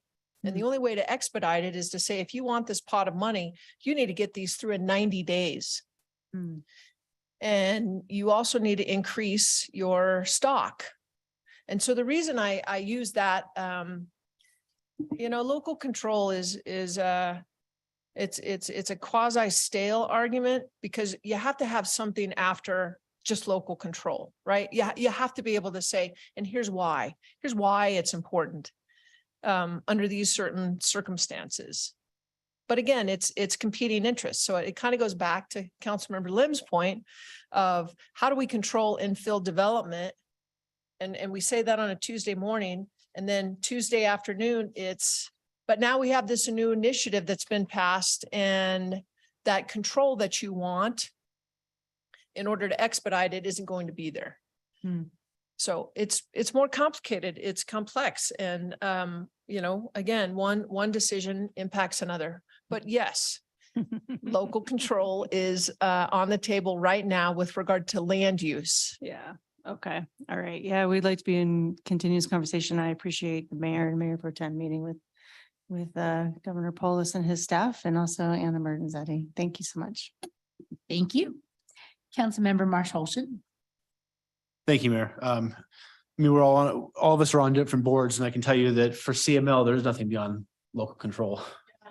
So it's definitely the conversation that's been had that is ongoing and fear of what the governor's doing. But at some point, we need density. So that's what he's doing, I guess. I really appreciate this. I am really thankful for this. If the year I've been on council has taught me anything, it's that we all come to the table with our own ideas and our own goals and we all want it to happen right away and it doesn't happen right away. And that's frustrating at times, but having it laid out like this is really helpful and really encouraging. Going off a couple things I've heard though, I have one concern with this is, and I know this is development related, but I would really like more transportation in it. Because transportation to me affects everything. You can't, I mean, I support the bike parking and the parking, maximums, but you have to have transportation to back that up. So and kind of go off what Councilmember Schaaf was saying too, that and Councilmember Ward, that we want to have, like, we need to do something with transportation to make this feasible for our community. So I know Sarah had talked about doing a transportation needs assessment. Is that something that's going to be happening? So do we know the timeline on that? Anna, do you know the time? We can turn it around quick. I mean, we can. I think there was a study session planned for late spring, but Which can't means it's in remember. the works now. Yeah. And Councilmember Marsh Holshan, transportation it's always a juggernaut because we have so many state highways, right? And then we have the arterials. And I don't know, maybe we look at RTD and say, hey, do us a solid and give us back our $16 million that we give you every year. That certainly would make a sizable dent with regard to transit. And I was talking with our RTD representative and he was mentioning that RTD is kind of transitioning. They established like a local matching fund. It doesn't have that much money in it right yet, but hopefully it will be coming sooner. So with the needs assessment and in the future, definitely looking at some sort of local transportation, something to offset what RTD doesn't give us. So I think that's my only like overarching, what I'd like to see moving forward. And I know this is specifically development. One thing I had questioned about this, you had talked previously about having a development guidebook where like the developer could pick from 4 different facades or, is that something that's going to be along this process? Well, we would love to do that. So again, it's the part of the conversation. So we're one of the only municipalities that has concept reviews. Most municipalities jump right over that concept review phase. And Anna is a real proponent of keeping that concept review because it provides that real sense, right? That flavor of what is and what isn't acceptable. That said, that this is the combination between Anna's crew with the planning and Jeff's crew with the chasing what we want ideally to have happen. If there was ever a point to where we could work with council to be able to say on the front end, here's your color palette. If you pick one of these, we're going to be okay no matter what the choice is, right? Or the facade or those, here's 4 packages of landscaping. If you pick one of these 4 packages, we're not going to belabor the packages, right? So you have the aesthetics, and then you have from the comp review, if you have this number of parking spaces, if you have this number of EV charging stations, so then we'll have 6 if yous. That probably didn't sound good, but again, on that front end, expediting that would be, yes, we would very much like to be able to get there. Is that in this plan? No. Okay. No, that is something, if council gave us that direction, we'd be all over that. I would add, council member, it's not specific like that, but it's woven through it because we know that that's the direction. So in a future year, we'll have design guidelines. We're bringing forward landscape plans. One of the key parts of updating that comprehensive plan are what are the land uses planned for those vacant pieces and are they the appropriate future land uses? The mixed use district that was referenced, we don't have one. So when someone says, I want to do mixed use, we don't have a good reference point. So establishing those. So it's not quite as straightforward as I think we all hoped or what City Manager Hoffman was mentioning, but in a way it's woven through so that at the end of this, we believe we have something close to it. Okay. Thank you, Mayor. That's all. Councilmember Mars Holston, just to give a clarification on that transit needs assessment. We're using DRCOG funding for that. And tomorrow, DRCOG will be voting on forwarding a lot of delayed projects because of timing just didn't work out, and our transit needs assessment and pilot project is included in that. Our anticipated initiation, according to DRCOG, is July of this year.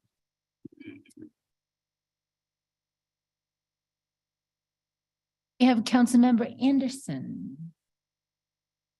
Thank you. I am just getting late. I'm just gonna keep this to one question. This is for Anna. Just the one thing that popped out at me, besides just, looking at this list of all the possible things we can include, and this is like a great list. It was the cost to update the comprehensive plan and then also the I-25 sub-area plans. And we're talking 500,000 to 750, or if there was 200 to $500,000. Can you just go in just a little bit of detail? I can imagine why it's so expensive, but just why is it so expensive? And then do we see that benefit on the other side of that in approved land use or development? We, I don't remember the exact cost for our last update, but it was not near those costs. What we are anticipating is trying to be more inclusive in our public process, and there are costs associated with that. If we are looking to do multilingual efforts, not just in our written text, but also being able to host or reach out to underrepresented populations in the city and make sure that they have an opportunity to be involved in the process. All of that requires additional time, as well as hiring consulting firms that have those capabilities as a part of their engagement process. So that's a small component of something that's, I'd hate to say that that's changed, but something that we're really putting a big emphasis on moving forward with our comprehensive plan update, something we really want to focus on. And so there will be some financial implications with having that effort. We also want to really take a look at those land uses and the financial balancing, and potentially also looking at not doing full utility reports, but having that full knowledge wrapping around, like we were talking about, what are the costs to service those areas on the east side of I-25. So understanding those types of impacts for Broomfield could have additional costs as well. And again, makes it so that the consulting firm that we need to hire to help us with that effort might have additional expertise or require additional expertise that could cost additional funds. We're really wanting to make sure that we are planning for a budget that could provide all of those services to be able to accomplish that. But obviously we'll be looking at doing bids. And as we work through the next few months, looking more closely at the comp plan process, we'll also be able to do some more comparative analysis for other cities. But that's kind of where we're hearing people ended up with adding additional engagement efforts. Okay, thank you. And that's one question I have. Thank you. Oh, thank you. Anyone else on council have any comments or questions? Nothing. Oh, thank you. I'm excited. It is a great time to be in Broomfield, and I appreciate all the work that went into this, Ms. Burtonzetti and all the team. So that concludes the items on tonight's study session. So the study session is adjourned. Y'all stay safe driving home and warm. Good night.